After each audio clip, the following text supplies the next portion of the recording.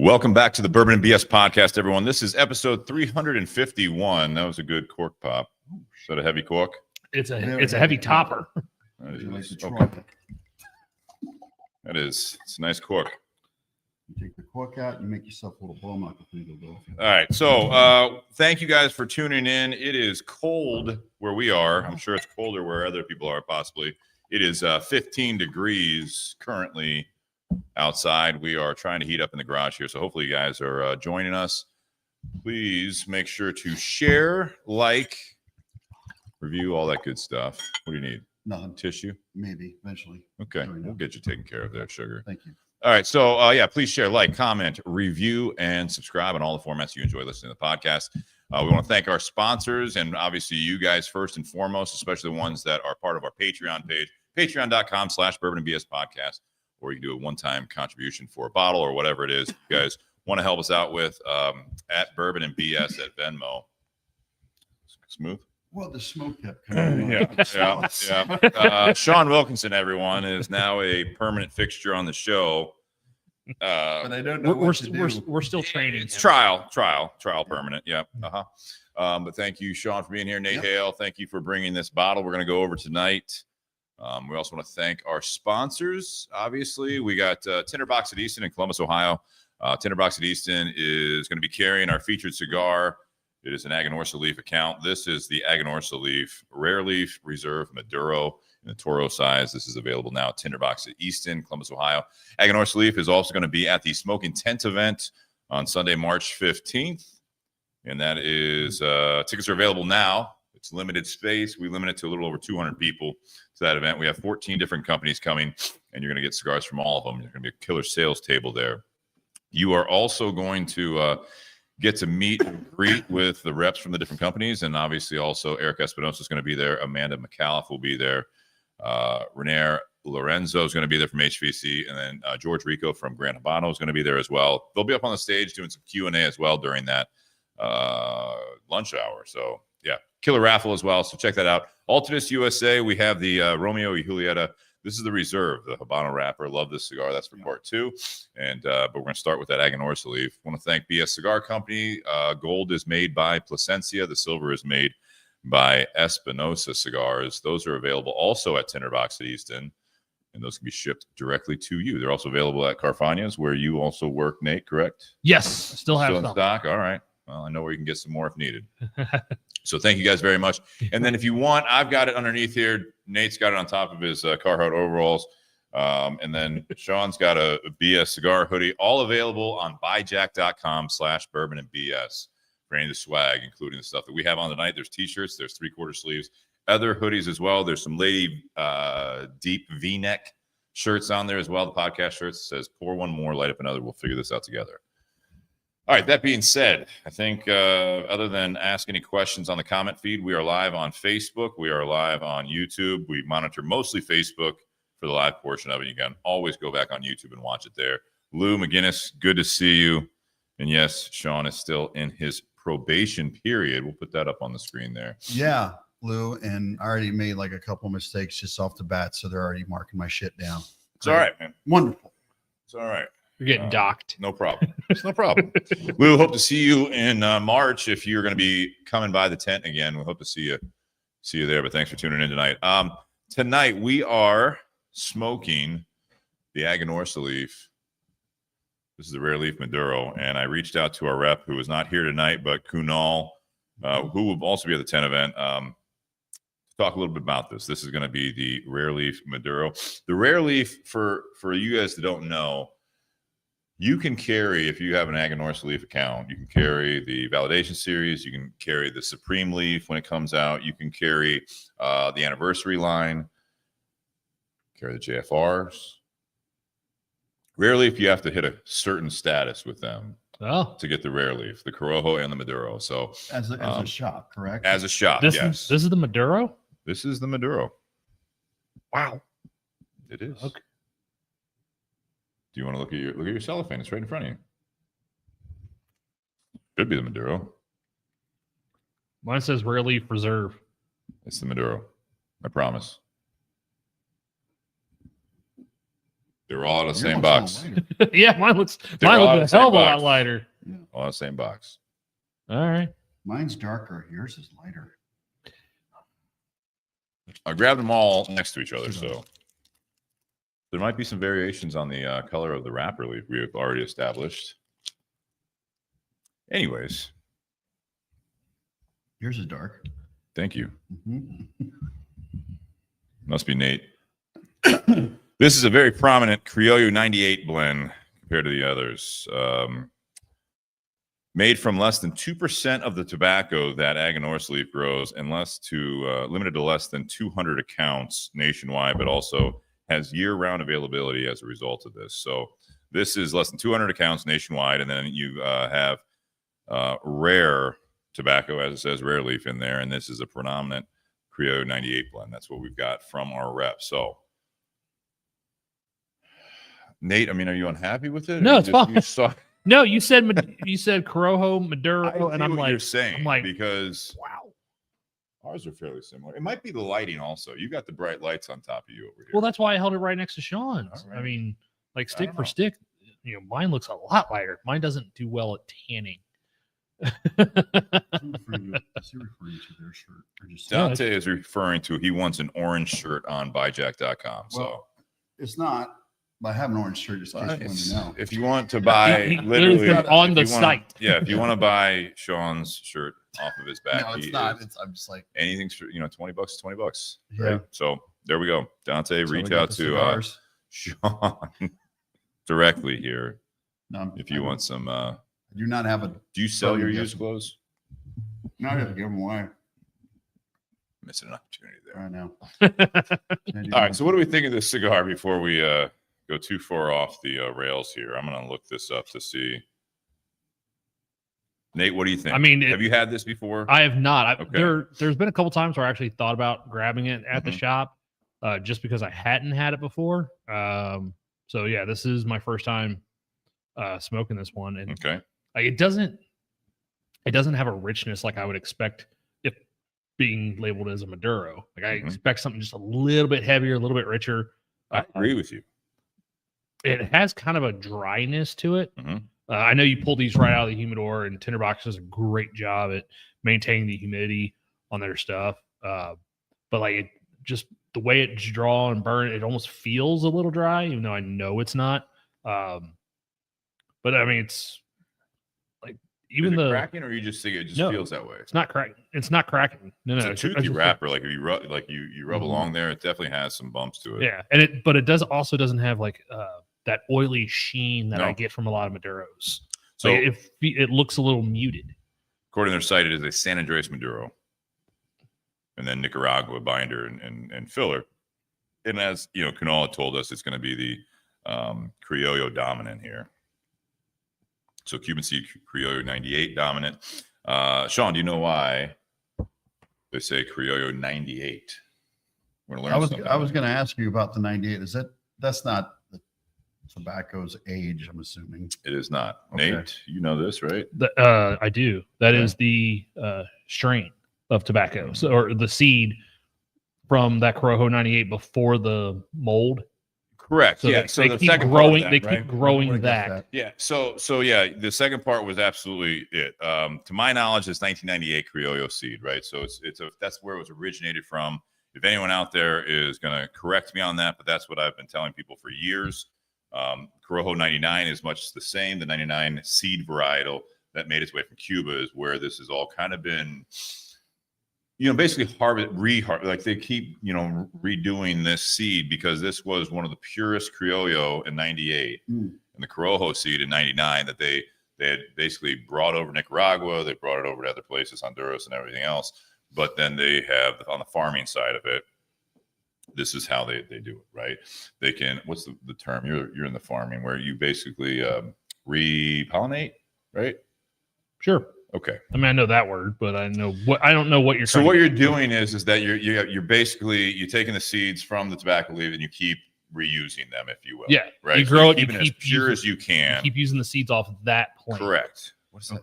And there's a lot of times where if you go to tobacco fields, a lot of times they will actually lop off the top flower, because that's where the seeds will come from, because they're not necessarily growing that. They're growing the plant for the leaves in order to be able to make the cigars. Right. But some of those plants, they have to let actually bloom or Germinate. develop seeds. Germinate. Yeah. So that way they can get seeds in order to then be able to plant more of that tobacco again the next year. So it's interesting because on that note, so that's where the 98 comes from. It was very interesting that I learned something on a side note on that topic.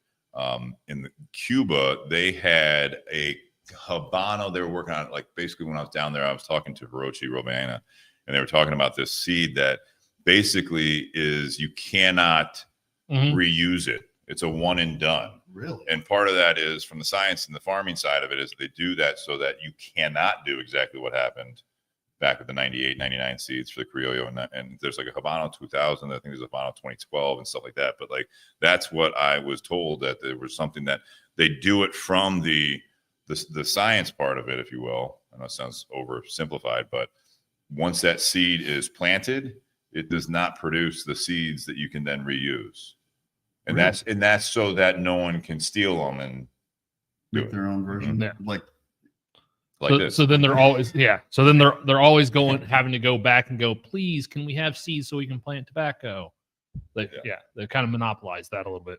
I'm Shocker there. Cuba monopolized. I'm assuming with these seeds, they're growing a shitload of these, so there's correct a ton of seeds. So have you ever seen tobacco seeds? I wish I could put up a picture of this. Sean, you ever seen tobacco I seeds? don't think I have. They are super, super tiny.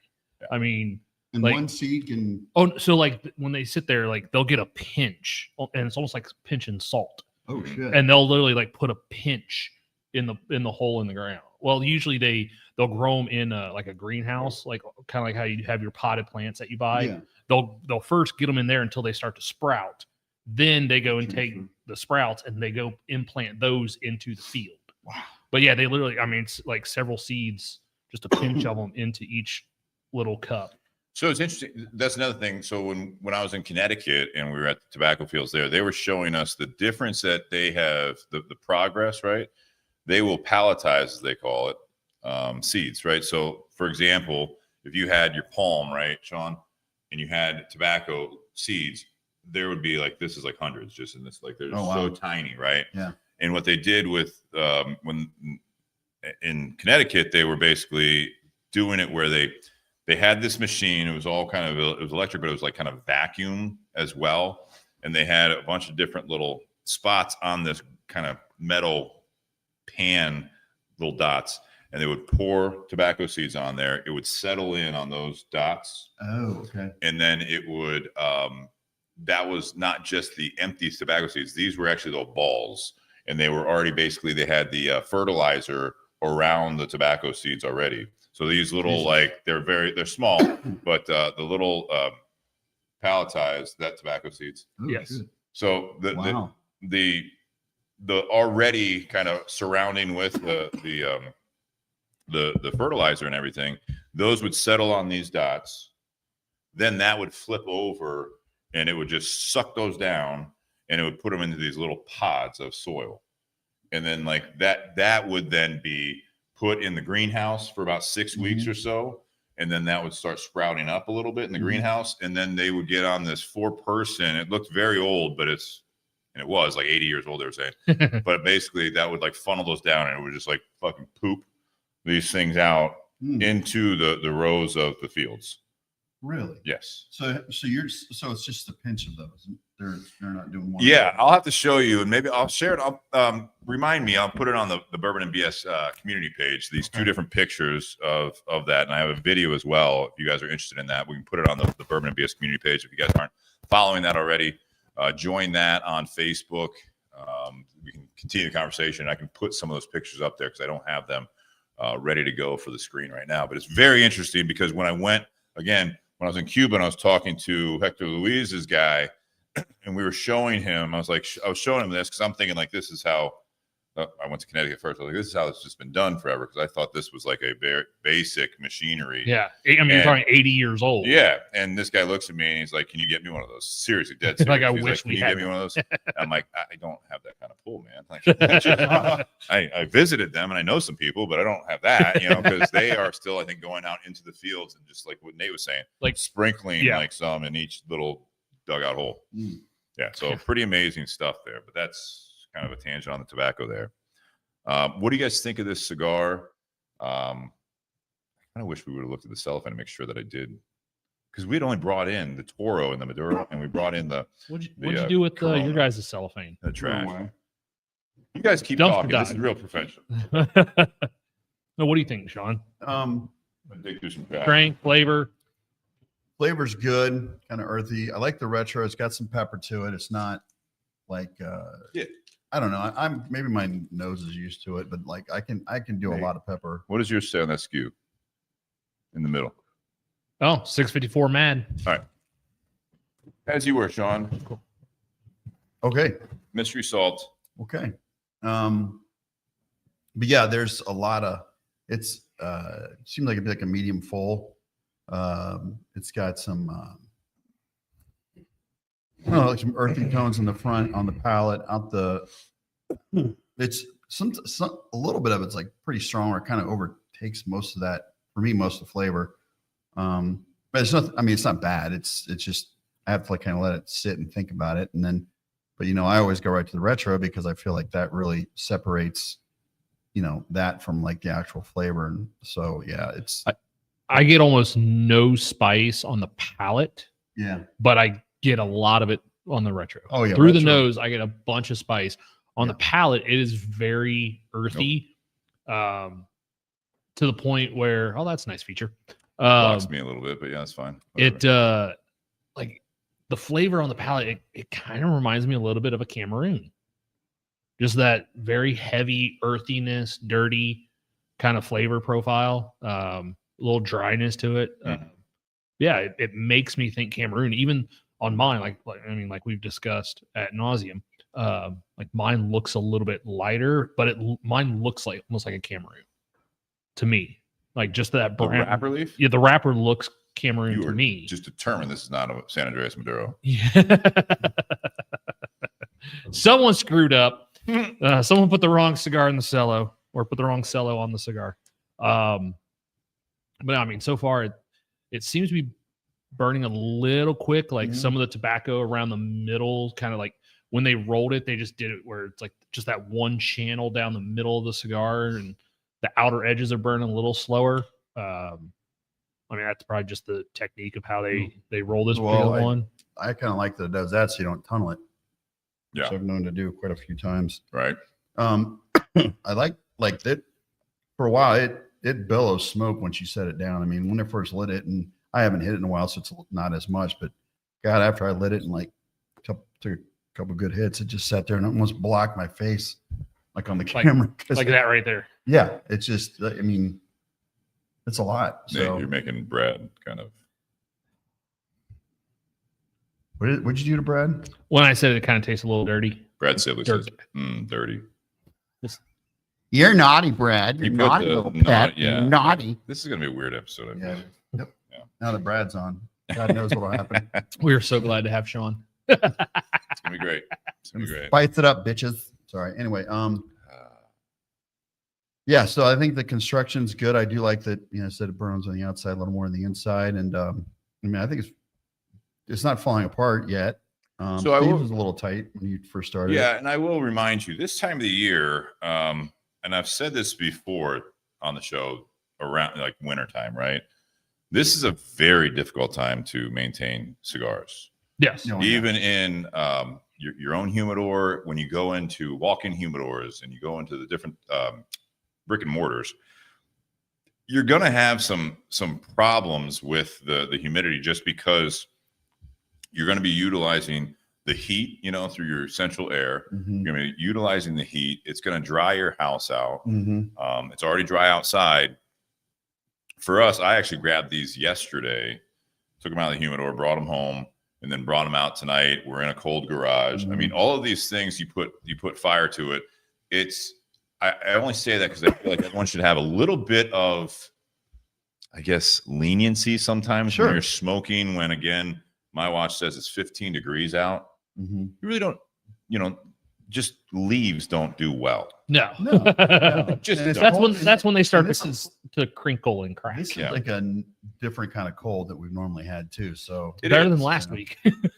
Yeah, thank God. Yeah, right. Yeah. But I mean, I'm just saying that because I think everyone needs to have a little bit of leniency when you go in your brick and mortars, when you're at home. If you do maybe smoke in your garage, don't necessarily blame the tobacco. It is not meant for this weather. This is not tobacco weather. This is not smoking weather. You don't like being cold. The tobacco likes it even worse. And I'm not saying that like these are blowing up or they're very dry. I'm just saying that could affect your burn quality on your cigar smoking. That's just the way it's going to be until it gets back to spring. Well, if you think about like when I would golf and on a cart or even in a car and you've got there's wind coming. Blue wind, it's going to dry it out. Well, this is doing the same shit. So it will burn pretty quick. So. Yeah. And in fact, the further you go down south, again, I mean, those are some of the questions that, we had actually when, again, I don't feel like I'm like name dropping, but like that was something like when we were in Cuba, they were asking like, how do you maintain the humidity? Because there at certain times of the year, they have dehumidifiers running because it's too high. Much. Yeah. If you get above 80%, you get above 80 degrees. Now, all of a sudden you have problems possibly with the beetles and mold and things like that. It's just not. So it is a finicky product. It's a finicky thing as far as the tobacco leaves. But, I was trying to describe it as well. Like when people are not familiar with having to have the humidity on these things, it's when the leaves fall off the tree, they're pretty pliable for a while. But once they dry out, they're crunching. Yeah. So that's what you're dealing with here. So the whole thing is 100%. Nate, you like this cigar? So far, yeah. Yeah. So when I was talking about how it kind of tastes and looks reminds me of Cameroon, I'm one of the few guys of cigar smokers I know that actually really enjoys Cameroon. So, I mean, I do like this cigar so far. It doesn't have, so you said it's a San Andreas Maduro. Yes. It doesn't have that bitiness that I get from a lot of San Andreas. Very balanced cigar. Yes. But it does have a lot of that earthiness that and that dryness that I will get from a San Andreas. I see. Everyone's got different opinions of, I think there's a little bit of spice there. I think Criollo tobacco, this is Criollo 98 dominant. I get a little bit, your water's right there. I get a little bit of dryness sometimes from the Criollo. Oh yeah. I remember the Camacho Criollo, which they stopped making. Like that was one of my favorite cigars from their lineup. Yeah. And unfortunately, I don't make anymore. But yeah, I mean, it does have a similar that earthy and a little nuttiness to it. One of the things, if you've smoked a BS Gold lately, which again, thank you to sponsors there. BS Gold, when we had it made by Aganorsa Leaf, we had them using their Corojo 99 as a wrapper leaf. When we had to, unfortunately, switch production to Plasencia, they mimicked the flavor profile the best they could, and I think they hit it pretty spot on. Oh yeah. Surprisingly, though, they had to switch the wrapper leaves to hit that with their tobacco. They use a Criollo wrapper on that now, and it's amazing that they're able to get really close with that blend, in my opinion. But I will say there's just a hint more of like a dryness to that cigar. Not dry, but just a hint. Tim Dodge contributing here. I appreciate that, Tim. We just came from a cigar lounge with no heat. It was about 55 degrees in the building. Several cigar wrappers cracked while being smoked. It definitely matters. Again, it's all about relative humidity. But as soon as, even if it's a humidified cigar, it is pretty resilient until you put heat to it in a cold environment and it's going to crack. Yeah. Or it's had a better probability of cracking. But I think this, we're probably guessing it's about the same in here, maybe even colder. So it makes sense. So we've got an electric heater right in front of us. We have a propane heater right to the left of me here. And we have a door open with 15-degree air open next to Nate because he's dressed the warmest. But not a good environment for many things, actually. Well, and to that, like that's why, Steve, you and I, as long as we've worked in this industry, like we have this immediate cringe when people will buy a cigar and say they're new to it or they're buying it as a gift and they go, So like, do I put this in the fridge, the freezer? Like, no, dear God, That no. was an old wives' tale thing where when you bought a carton Yeah. of cigarettes, you would put it in the fridge to kind of maintain it. But again, totally different. Yeah. Tobacco, yes, but totally different product altogether. Yeah. I know a lot of guys put them in coolers. So you can put them, but they don't put like Ice. ice. Of course or, not. But When the I was cooler is just to maintain, like to basically seal in. They put the bovedas or they put Yep. something Right. in their humidity. So it's just like a, that's like what I've I got a did. wine fridge, like the Right. Wineador. and that seals completely. And I had to unplug it because it was cooler up on the loft. And so it still would circulate air, but it was cooler up there. So when it would Oh. circulate air, it doesn't have a heating element. So I Yeah. looked one day and it was like 54 degrees and the relative humidity had dropped, even though I have the gel jars in there. Yeah. I unplugged it and put a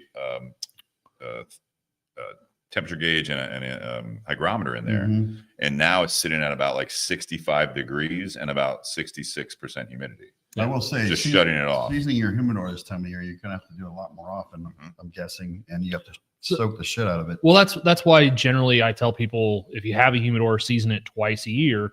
One of those times is at the beginning of winter because the winter air is going to get so dry, and you're running your furnace and drying the air out even more. Yeah, Like you got to kind of do those steps in order to properly take care of the cigars. If you plan on like keeping them fresh for then springtime, or if you want to brave the cold and smoke while it's cold, like you still have to take those steps in order to maintain the product. Because if you just sit there and you're like, I'm not going to smoke for the winter, I'll see my cigars again in 4 months. Like you still have to do the work You have to maintain, to keep those you have to cigars. maintain it. So that way they're fresh 4 months from now. Yeah, another tip there for you guys that are cigar smokers on the show. Sometimes if you are using gel jars, if you're using Boveda packs and you're using like a, just go inside instead of in the snow, okay. I wanted to write my name though. whatever you want to do. It's just to make sure you guys are maybe bumping up the humidity if you can to use 72s or 75s if you're having problems with it. Yeah. I like this cigar. I think it's got some, like I said, a little bit of spice to it. I think it's got medium-ish body. I don't think it's too full. I was going medium when Medium Sean plus. said medium full. I was going medium. Maybe medium plus. High, yeah, A little bit. But yeah, I enjoy it. The retro hail does have a little bit of that, I think, of San Andreas dryness to it. When you retro hail, I think it does have a little bit of that. What do you think? Yeah, the dry Not on the palate, No, but no. up here. it the does. dryness definitely comes through on the nose. Yeah. The dryness is almost more of a texture thing through the nose. The spice through the nose is the flavor. Mhm. If that makes sense, flavor through the nose. No, I think it does. Yeah. But overall, my construction is very good. I think it's going out. I did have a little tight draw in the beginning, used a draw poker. Yeah. But it does have good construction. And again, with what we were just talking about, John, trying to cop out here. But it is going to keep going out in this dry environment we're in right now. That's why I'm trying to stay on mine. I haven't had to relight mine. I'm Yeah. trying to stay on it because if I let it sit for just a little bit, I got to take a few puffs to really Yeah. get it ignited. So that way I get a lot of smoke again. Sure. Which I think is why mine's probably going just a little bit faster than You y'all's. could, yeah, it is. It is. All right. So while we wait on Sean, we're going to, I haven't even taken a sip of this yet. Well, you should start. So what do we have here? This is a special bottle. I did want to mention this cigar actually just was announced Cigar Snob's #2 cigar of the year. Wow. Yeah. All right. So congratulations to Aganorsa Leaf. Fantastic. Well-deserved. I love Cigar Snob. They've been very good to us as well, but I love that magazine. I think they're a lot of times for me personally, I think everyone identifies a little bit with different scales and different publications, but for me, Cigar Snob, I tend to agree with their opinions on cigars as far as ratings, the top 25 that comes out. Yeah. Cigar Aficionado, sometimes, not always, but Cigar Yeah. Snob, I seem to kind of be more in line with that publication. So if you guys haven't checked out Cigar Snob, definitely a great magazine. A little eye-catching at times for a male-dominated industry. So I guess depending on your household and who's in it, it's nothing pornographic, but I mean, it is. It's like the Maxim. Yeah. I don't know if that's still even around, but you know what I mean? Like the Maxim magazine of the cigar world, but it's always tasteful. And then, but I mean, again, it's Sound like I'm digging myself out of a hole. Great articles. No, I agree. There's There, like one photo shoot of a girl or whatever there, with a cigar. It's whatever. It's brilliant on their part because it always gets looked at the shop. There have been a lot of years in the past where a staff will go through and like we'll read several publications, top 25 lists, just seeing like who we agree with more. Because sometimes we'll go through one of those lists, and there have been times I'm like, really? That cigar is number 7? That's the 7th best cigar you got? Right. But then something else, I knew that was going to happen. something else that we really enjoy, that we love, is like number 24. Like, really? You put that over that? Like, come on. Yeah. But we all have our preferences. And of course, what is it you're talking about? Cigar Snob magazine. Kristen, my wife, says it, and it's your favorite. Yeah. See? She was also, this is going to be weird to say. I'm going to say it in a way that I shouldn't say it first, just for fun. She was also featured in Cigar Snob magazine. Yeah. In the back in the event pages for the Smoky 10 event. And she has a friend that she used to work with, or associate or whatever she used to work with, that is a huge cigar smoker. The first year that she showed up in, I think it was a couple years ago, she showed up at the Smoking 10 event pictures. She had, I think I hadn't even told her yet, maybe. But she got a screen or a snapshot of her in that from that person. It was like, I love this magazine. How did you end up in this? You know what I mean? Like, how do I get in this magazine? So it was kind of funny. Do they do that every year? They've been very good to us. I'll probably send them. I mean, as long as we get good pictures, which we do, we're gonna have Content Kyle out there. Yeah. So yes, they've been very good to us. I'll send them what we have, and hopefully it'll work for them. We were in it last year as well. We were in it 2 years ago. They had a great shot of the tent 2 years ago. They had a great shot of Eric Espinosa, Rob Wilson, and Rocky Patel singing on the stage. Oh, if shit. you remember That's so gold right that there. was a great What's spread there. going on? So, I think the other day I walked by it in the shop. I'm like, so are the girls in the front of the magazines coming to the 10 event? I'm a child. I'm sorry. No, I just think that I'm gonna get in trouble here. Aaron Hall, thanks for tuning in. No, I know. It's all in good fun. Aaron Hall, while we're talking, before we get to the whiskey, this is a good question here, and Nate, you can help out as well, or Sean too. His buddy is having trouble retrohaling. Any tips to help him out? Yeah. You have some tips? Yeah. Let's hear it. The big thing is, I think for me, and I've taught other people, and they seem to do pretty quick, is when you draw it in, stick to your tongue, your roof of your mouth, and then blow out. It seems to make it a lot easier. It almost forces it to come out. Whereas when you keep it down, you're kind of like, you may end up choking on it, like inhaling it. So like that seemed just kind of just put the tongue in your roof of your mouth and then just blow out your nose. Yes, it's not, you don't inhale and then blow it out your nose. This is something that it does kind of, you push it to your nasal cavity without doing that. For example, try to retrohale with a cigar in your mouth. You can't do it. I'm going to be doing that all day on Saturday now. Can you do it? No. Yeah. Because exactly what Sean said, you kind of, you put your tongue to the roof of your mouth, and that will help, push it through there. A lot of people can't do it. As you said, Aaron, your buddy's having problems with it. You will most likely, while you're trying to do it, before you succeed at it, you will probably choke a little bit. And you will cough it up a little bit. And you'll get and you do get it out of your nose, you're probably going to sneeze, because if you're not used to it, it's even the mild cigar will go, holy shit. And I kind of enjoy watching somebody, if they really want me to do it, I'm like, okay, do it. It's a mild cigar, you'll be fine. They're like, now it's hard for me not to do it. So yeah, same. Yeah, but it actually, when you retrohale, it does bring more flavor, different smoking sensation. You get a kind of the full picture there. Not saying you won't enjoy a cigar without doing it. So sure. Let's go back to the whiskey here. Yeah. So since and I didn't even know it when I suggested this bottle. So we got the number 2 cigar of the year in Cigar Snob. The bottle that we are drinking, the Frank August small batch, was the world's best bourbon in the International Wine and Spirits competition that took place last year, back in September. So They're doing blind tasting. They're doing point system. This got 98 out of 100 points. Pretty good, right? Yeah, 98 out of 100. Yeah. So this A+. So this one, this was named world's best bourbon. So the small batch is always going to be at 100 proof, and they are doing 10 to 15 barrels per batch because there's no legal definition to small batch. 10 to 15 barrels. Yep. Okay. Each batch is 10 to 15 barrels. They are sourcing those barrels.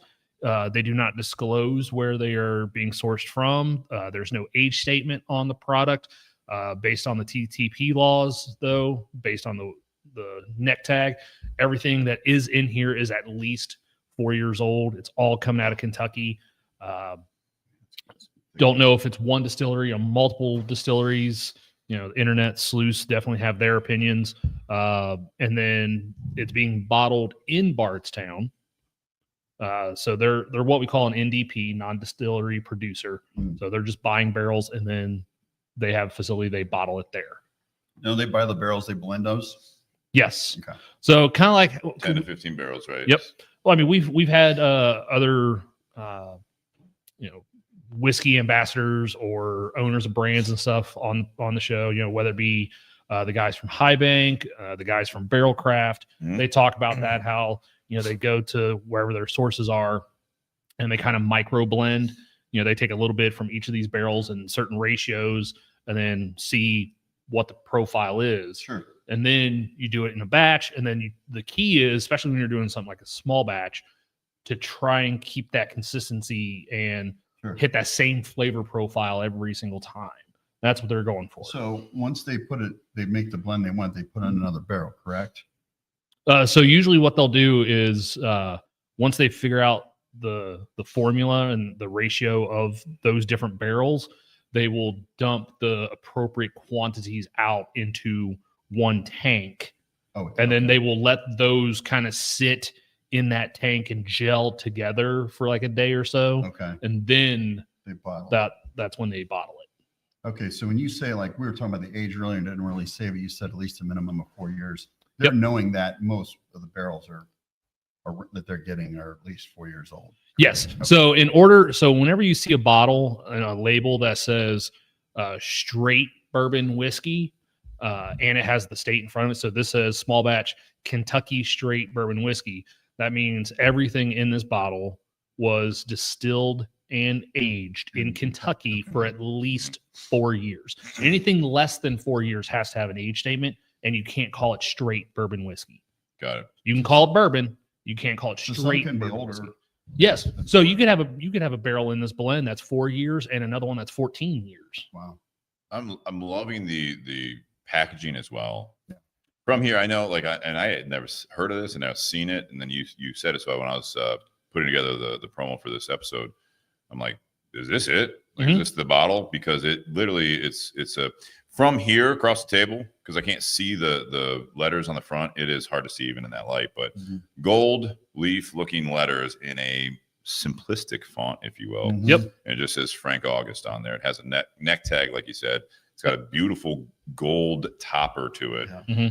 Now, besides the fact that it's a cork top, that looks like a beautiful, just very simplistic decanter from here. Yeah. So, you know what I mean? It it looks like a decanter. It's so great that you mentioned that, well, Steve. thank you. So they were going for a very minimalist approach on this. No shit. And so it looks like it. No. So here's the thing. So the neck tag comes off super easily. Should come off.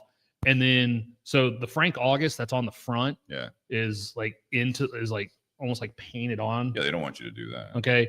The back label is plastic. Is literally Does just a it say sticker. Something? Oh yeah. But it's a sticker. The back label's just a sticker that comes off. So that way then you can use this as a decanter bottle. That's pretty cool. Like that was part of their plan with this, is make it as minimalist as possible. Good, man. Nailed that one. Literally the back of it just says Frank August small batch Kentucky straight bourbon whiskey, 50% alcohol, 100 proof, distilled and aged in Kentucky, bottled by Frank August, Bardstown. America's Spirit, B. Frank, and then it has the government warning and the barcode. Wow. That's. Can you turn him up a little bit? or Sure. maybe talk into it a little bit. Yeah, get a little closer. Frank August, is this a person? I didn't look this up. No. I mean, it's just a name of a. It is not a name. So Frank is a name. well, So it's August. It's also a month. It's a month. Name of a month. so Let us know if you can hear Sean here. How do you hear me now, Tim? so Sound better? God. no, the purpose behind the name. So Frank, name? as in to be frank with someone, to be honest, Okay. and then Summer? August is something of quality. August is Some- something of quality. One of the definitions of the word August is something of respect and quality. This whiskey is really August. Is That's is what the- proper use. That's what they're going for. It's really Now- August. I think your Here- and Kristen's relationship is really August. What does it mean again? Quality. Got it. Mhm. Now, I was like, am I still in trouble for the cigar stop comment? Like, jeez. Now- He texting you? here's Kristen, what I shh, don't say anything.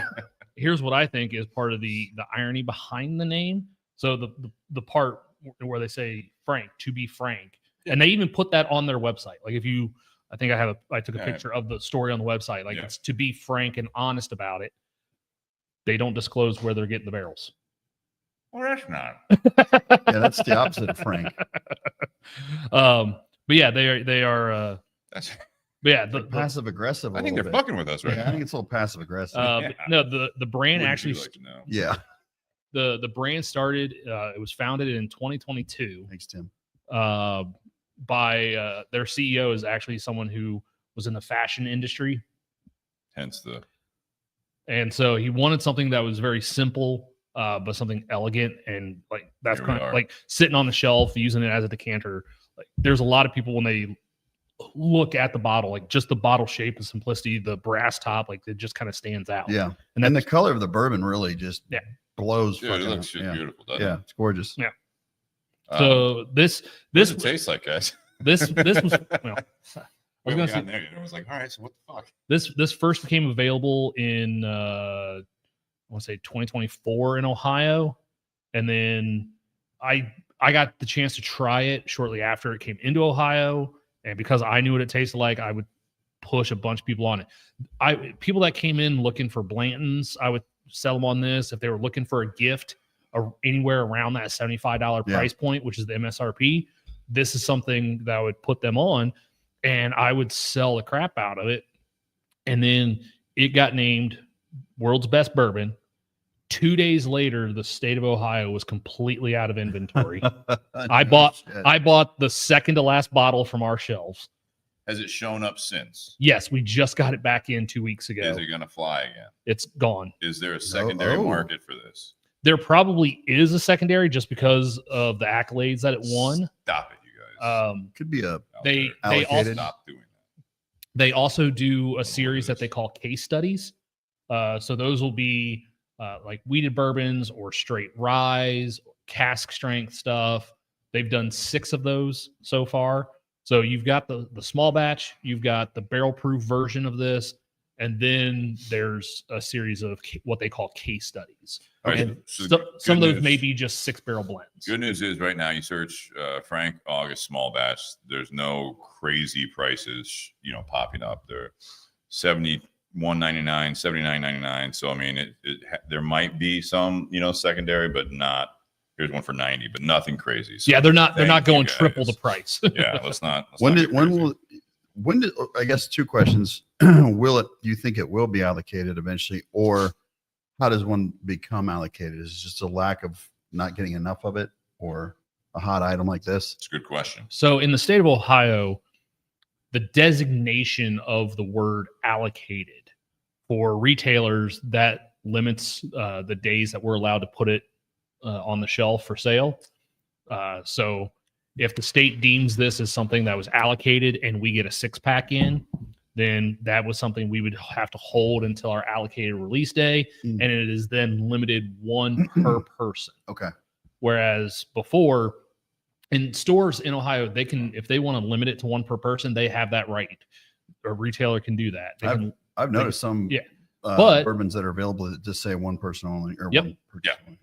but like if a store didn't want to, if I put this on the shelf on Friday morning, someone could come in and buy the whole 6-pack if they wanted to, Mm. if we didn't limit it. Because it had been hard to get for the last 4 months. You guys limited it? When we got it in, we made it 1 per person. And after about a week, we sold all 12 bottles that we got. Mr. Hirschman's on, I see. Bobby, See, I'm not getting any alerts. I just see Bobby. welcome, my brother. Why should I? I'm just the I miss you. So what do we've talked a lot about this other than how does it taste? Now let's talk about something. Yes. Switch gears here. I get some kind of a fruit on the nose. Palate is heavy caramel for me. And on the finish, like a dried fruitish kind of, there's not much of a kick to it at all. It's rather smooth. Mm-hmm. So this has one of the reasons I've liked this bottle is it's got a lot of those. The way I described it is it's got the flavor notes that bourbon guys are looking for, just a little amped up. Mm-hmm. It's got a lot of vanilla. It's got a touch of oak to it, a little bit of spice. But the one flavor that really stands out to me, and more so on the nose when it's a little warmer, but definitely when it hits the palate, I get this really nice green apple. That's the fruit you probably. Just this really nice green apple note that's kind of bright and vibrant on the palate. Oh, yeah. And then you see, Okay. And then you have those subtle oak and vanilla characteristics, that some of those heavier caramel notes as well, just kind of all coming in together. And like Sean said, because this is only 100 proof, like the finish doesn't fire up your palate. It's not overwhelming. It's not spicy. It's not hot.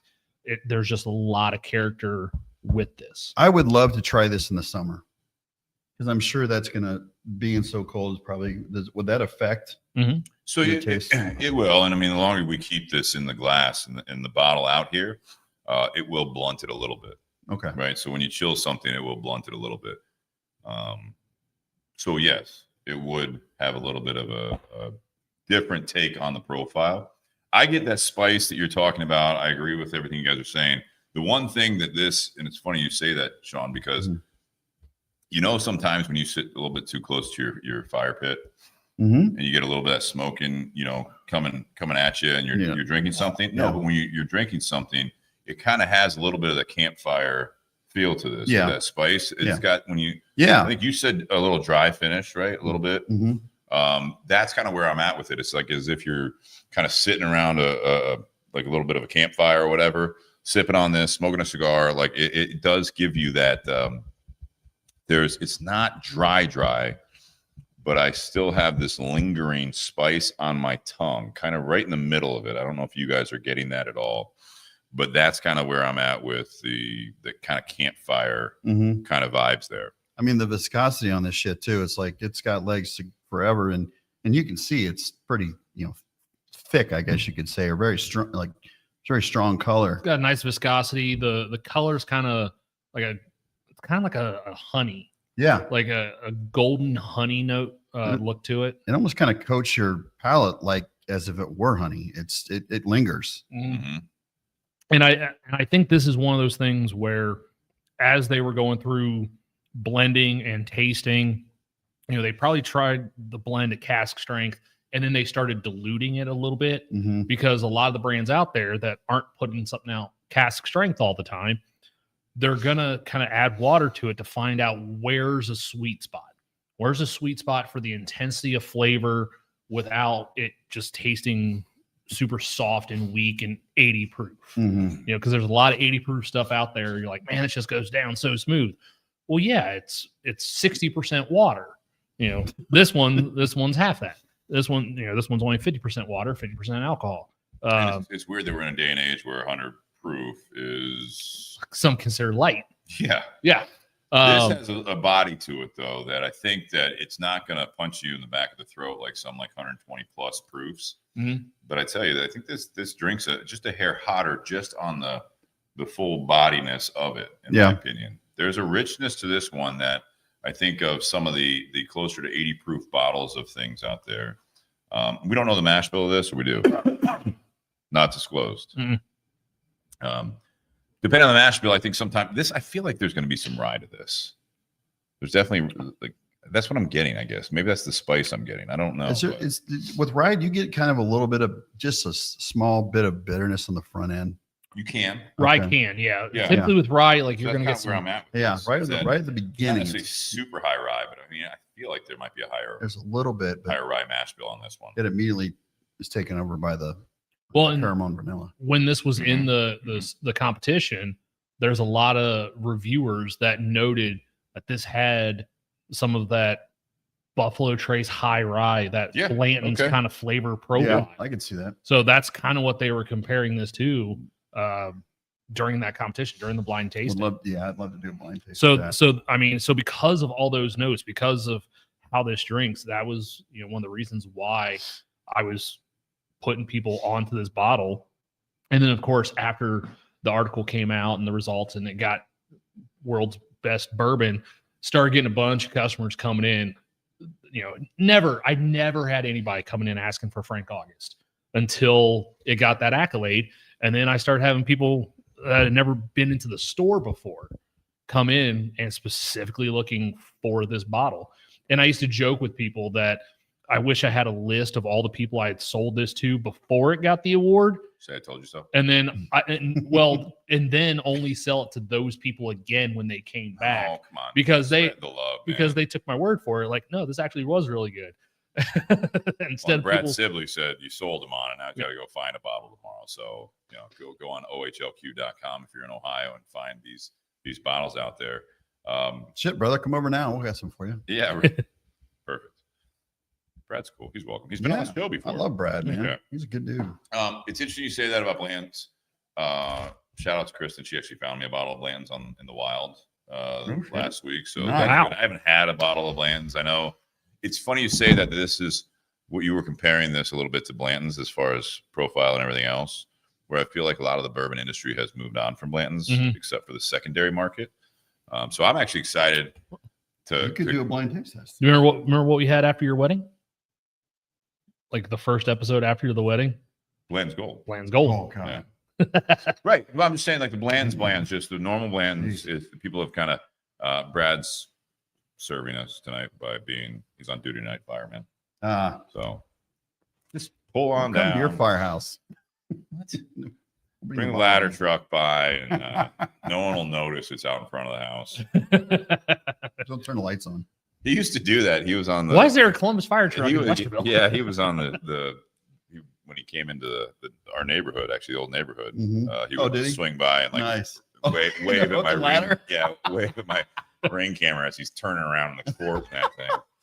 So good people, Brad. He's a good dude. I know he's excited about the 10 event. I'm glad he's coming. I don't think he came last year. I don't know if he could. Yeah, I'm glad He he couldn't is. get it off. So hopefully Wasn't the same without you, brother. he and Eric are going to come to that. So, Nice. Both of them. Yeah, they're good people. yeah, I think this is a really good pairing overall. We can get to that here if you guys would like. Where are we at on the time here? Yeah, perfect. Cool. So we can do the pairing. Nate, thank you for bringing this bottle. This is really It's cool. awesome, dude. And Thank thanks if Frank August is out there, not the person because it's not a person, but the company. They gave us a fire emoji on the post of the bottle and the cigar. there. So thank you for that. Hopefully you guys tuned in and said, "Who are these people?" But maybe not. Who knows? If you're out there, someone from Frank August, please comment on the Facebook feed. We would love to see your support on there and see if you have any words for the people out there that are now going to be looking for this bottle. Thanks to Nate Hale and also the Bourbon and BS podcast. So That'll be hard to get. Thanks, man. yeah, Appreciate it. there we go. You want me to call you on Fridays if we get it in? Yeah, that'll get you. Check the Bourbon and BS community page. I'll get shut down real quick. Yeah, let's call Sean. Here's an update on what we have out here, guys. This is where we do the rating, kind of the round out first part of the show.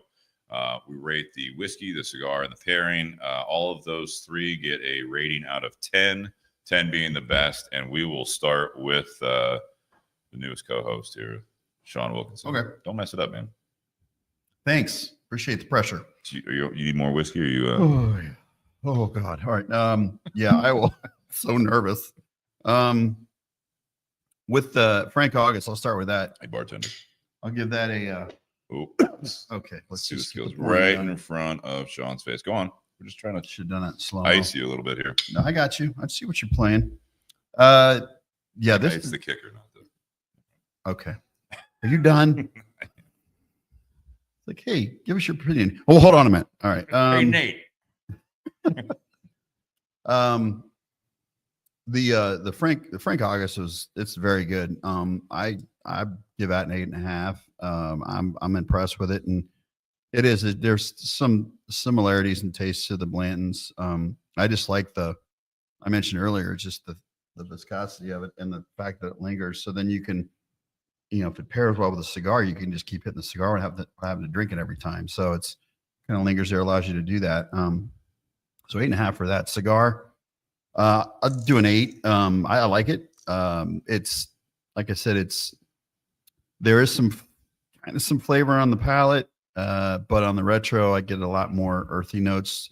The pairing, for me, the cigar first and then the Frank August second seem to be better. I think with the cigar, I hit that, and then I drank some Frank August, and I got like the flavors of the caramel and the vanilla and stuff enhanced even more with the cigar before. I could really taste. I just brought out more of that flavor for some reason, and so that and doing the opposite, I didn't feel like I got as much of that. I think with the pairing with the bourbon first and then the cigar second, I got, instead of earthy tones in the retro here, I got more floral tones. So it kind of brought some of that sweetness over. Okay. So the flavor, or the combination the combination of the two, I would say 8.25. Okay. So I got. Nate, how about you? So on the whiskey, 9.5. Big fan. Yes. Not a 9.8. Would not have won the award at 95. Yeah. I'll tell you that right now. No, Better luck like- next time. like I said, shortly after our store first got this in, a customer was nice enough to share this bottle with myself and a colleague. And there's a reason why we instantly fell in love with this product.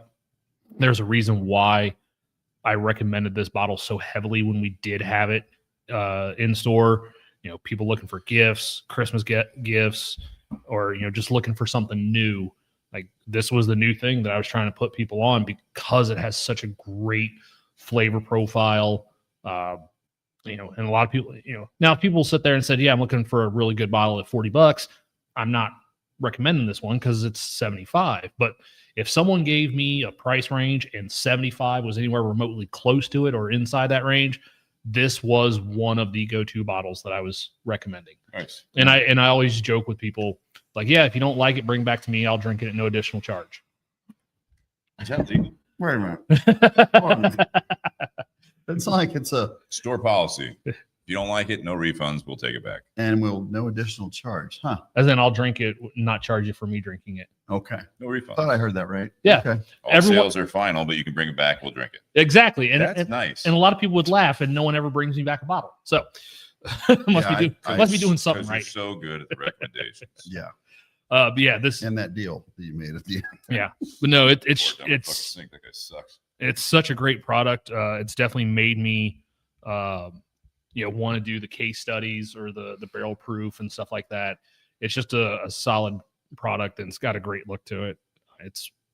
They've come a long way in the short amount of time that they've been around. For the cigar, we never talked about what's the MSRP on the cigar? Good question. Not that it matters. I already have my number. No, this is, let's call it MSRP. high teens. Yeah, like 16, Okay, give or take. That's what I was guessing. I want to say for this Toro size, we've got it on the shelf for around between 16 and 18. I'll put it that way. Based Okay. on its being so high, like in terms of Yeah. getting the Cigar Snob. Yeah. This is the first one I've smoked. I am at a 7.5 on the cigar. Oof. Like it doesn't smoke like as rich and heavy as what I was expecting for a Maduro. Okay. So it matched the expectation. If you'd have told me, hey, this is just a San Andreas wrapper, I still would have been like, I don't get the bodiness I get off that. But with this being called a Maduro, like it doesn't have that depth and heft to it that I kind of expect with that term. Like I said, it reminds me a little bit of a Cameroon, which I like Cameroon. I think it's a really good cigar. It's kind of one-dimensional all the way through. I wish there was a little bit more complexity to it, whether it be more nuttiness or, more leather notes, a little spice on the palate, something. I wish there was a little bit more to the flavor. I get more out of the retrohale than I do on the palate. Yep, same. And then the pairing, I agree with Sean. Going to cigar to whiskey, like for me, the vanilla and sweet notes are kind of amplified a little bit. It slightly mutes that green apple that I get if you go back to back. If you just let the cigar go for a little bit and just keep going to the whiskey, that green apple's a little bit more prominent, but definitely sweeter going cigar to whiskey. This is one of the few ones recently where the whiskey to cigar doesn't it's not hot. It doesn't like reignite any of the spice tones or anything or the alcohol that's left over on the palate. What it helps, I think, is some of the sweetness with this bottle counteracts the dryness that I get from the cigar. So I think even in that way, they actually help. The whiskey helps the cigar. So the cigar definitely helps the whiskey just a little bit, but this is one of the few ones we've had lately where the cigar actually helps the whiskey a little bit because you have those sweet notes on the palate and that oil kind of sitting there on the palate. So the dryness from the cigar doesn't really touch as much. So you're actually getting a little bit more out of the cigar, I think. So for the pairing, I'm going to go 8.5 on the pairing. So for the Frank August for me, and just saw Ryan Jones. Shout out to you and your family. Hope everything's going well. I know you guys are going through some rough times, so shout out. Hey, Ryan, brother. Positive thoughts and everything to you, sending love. So for me, the Frank August, the small batch. Before I get into that, the thing I like about this pairing is that you have some, in my opinion, just very traditional, classic flavor profiles on both of these things. And so the Frank August, it is a very enjoyable bottle. Marketing or the presentation, like we talked about, the decanter bottle, absolutely love the look of it, the simplicity of it. I'm glad that, in my opinion, that like the juice inside of it stands up to it. You know what I mean? Because sometimes when you see a bottle like this, it's almost like it's insisting upon you, like you should get it, you should like it. You know what I mean? It's not gimmicky. It's not, but it's like, it almost, again, it insists that you get it. You know what I mean? Because coming from the fashion industry, you said that the founder or one of the founders was from that. Yeah, the CEO. So, I mean, very well presented to us. The flavor on the whiskey, I really do enjoy it because of the traditional classic flavor profile of it. I like the fact it's got a little bit of spice to it. I'm going to give the bottle, the Frank August small batch, I'll give it a 9. I mean, I really enjoy this. I mean, it's a little above the average price point. It's not demanding of you that like now we're plus $100 on this bottle. So I like that they kind of kept it at a price point that is in reach for your everyday whiskey drinker wanting to try new stuff. It's not going to break the bank, but at the same time, it's not going to be your bargain bottle. So definitely a 9 there. Going to the Aganorsa Leaf, Rare Leaf Reserve Maduro, kind of the same there. I think it's going to be, again, I get what you're saying, Nate. You know, you're looking for more complexity, more strength from it. But I think what they're doing here with this cigar is they're staying true to the tradition of the Aganorsa Leaf tobacco that they grow, that they're using. This is some of their, I mean, mine is smoking really slow. Looks like yours has slowed down a little bit because we're an hour into it. And mine has slowed down a little bit. So I still haven't had to relight. The construction's good. Mine was a little bit tight. We haven't had really any much breakage on it, even with the cold. Looks like you kind of did at the last point here, Nate, or no? Mine just started at the head, but it's not going to be anything that affects it. Again, we went back. If you guys just tuned in, we talked about how the cold's going to affect these cigars, any cigars, but mine is smoking, great construction. I'm going to give this cigar an 8.75. I think this is a great cigar for what it is. Now, going into that, I can see why, Nate, you might have been a little bit assuming on what you're going to get from it. You've had other Aganorsa leaf cigars. Mhm. You've had other cigars that are made by Aganorsa leaf for other companies. And sometimes when you see Maduro, you still have it. Even you, Nate, Sean, Nate, you've been smoking cigars for a long time now. You smoke a lot of different cigars. I think you might go into it thinking one thing and then getting something out of it. I think objectively for me, I think this is a great cigar. I think this is, I get why they put this as their rare leaf, as their kind of, you have to be able to qualify as a retailer to carry this cigar. This is kind of their classic flavor profile for what they're trying to do with this. The Corojo is very good. I like the Corojo wrapper that they use. Yeah. Some of the best tobacco. So their Maduros also, I don't think they're always in your face either. They don't really make anything that's really in your face and strong that I can think of off the top of my head. And I think that's intentional. The only one I can think is that the darker of the anniversary line.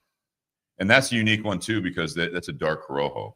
It's not a San Andres. They use San Andres on the rest of their Maduros here, other than that one. So yeah, and the pairing between the two, I'm an 8.5. I think it goes really well together. Again, you're combining two traditional flavors, but there is just a little bit of what you guys talked about. You already hit it on the head, where going back and forth, you get some different flavor combinations there, from the whiskey to cigar and vice versa. I think this is something that it's very enjoyable. I do think this whiskey would, if I had to pick of what's on the table, I think I'm interested to see what this flavor goes well with the Romeo Reserve. Yeah. Yep. I also would be interested, and then maybe we should have done that, or we could have done this differently, where if we weren't, Altadis, thank you very much for the Romeos here, but do the rare leaf Maduro and the Corojo back to back and try that and see how it smokes together there. But, I can see where that would maybe be a little better. I think there's a little bit of flavor profile on the cigar that leaves you wanting something a little bit better matched to it to hit that 9 and up range. So overall, I think it's a great pairing. I really enjoy it. And again, Nate, thank you for that. Yeah. Tinder Box at Easton, thank you for the rare leaf and Aganorsa leaf. Thanks for working with them, and look forward to seeing you guys at the Smoking 10 event in March on the 15th. I do want to make one comment, and I have a question before we go. I can go wait. ahead. I can wait. No, go ahead. Just for me personally, being the newbie, and I've been on the show before. I was going to say, You've been on a lot. 20, 30 times already. Anytime one of them agrees with what I come up with in terms of a flavor profile, or like, something, the pairings, like, feel validated. Like what Sean said, and I'm like, yes. Did you have a question? Yeah, there's my other question. My other question is, Bobby said he's been smoking a lot of the Goat lately. Is that like one of his favorite cigars and he just calls it the Goat, or is there actually a cigar called the Goat? If Bobby's still on, I think he's referring to the, it's a AJ blend. And if I'm not mistaken, it is put out by the same people that put the Viva La Vida. Okay. The Artisanos, forgive me, I forget the name, but I believe it's the same people that they utilized AJ Fernandez to make it, but it was highly rated, I believe, by Cigar Aficionado this year. Okay. Yeah. So I could just picture like him open a box and goes, oh, when you open it. He could definitely do that. Yeah. Okay. I just want to make sure Both those things can be AJ Fernandez. Okay. For sure. And another question, Bobby, are you coming to Smoking 10 event? Please show up. I want to see you dance. I want to see you have fun. We'll do a duet on the stage maybe together. Okay, I'll stop. Anyway. He says AJ Fernandez. Yeah. Okay. You're assuming Steve's going to hand you the mic during the event. I could do Vanilla Ice for everybody. Yeah, you could. Yeah, but you're not. If there's a slow moment in the 10. Hey, DJ Puck, will you put on Ice Ice Baby? Yeah, I'll tear that shit up. He's not going to be there. He's not going to be there. But yeah, AJ the Go, he says Nassar, I believe it is. So, all right. So that's part one. You guys ready to just roll right in? Sure. Let's do it. So part two, we kind of go off the rails a little bit here. We talked about the cigar that we're smoking. We have a second cigar for the evening if we get to it. I don't know if I'm even going to get to this thing burning nice and slow. And we're going to keep sipping on the Frank August here. But this is going to be where we have some topics. If you guys have anything else you guys want us to talk about in part 2 here, just throw it on the Facebook feed. But Brad, I've got some video from my wedding of him doing the Ice Ice Baby. I'll send it to you. Yeah. It's impressive. Shit I used to do back in my college days, man. Something I always could do. I actually did it at my wedding. And at after my wedding, not at the wedding. So, my wedding, I did it. No, right. So it's a party Your trick. wedding too. So it's all down in Dominican. the sleeve there. Pour it up.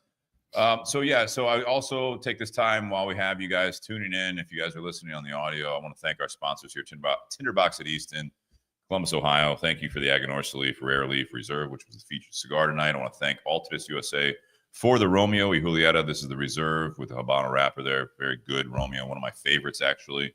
So thank you for the continued support. You see their some of their key brands behind us on the back wall there, the Monte Cristo, Romeo Julieta, H. Upman Aging Room, as well as many, many others. Kristen Crane says, it was so fun.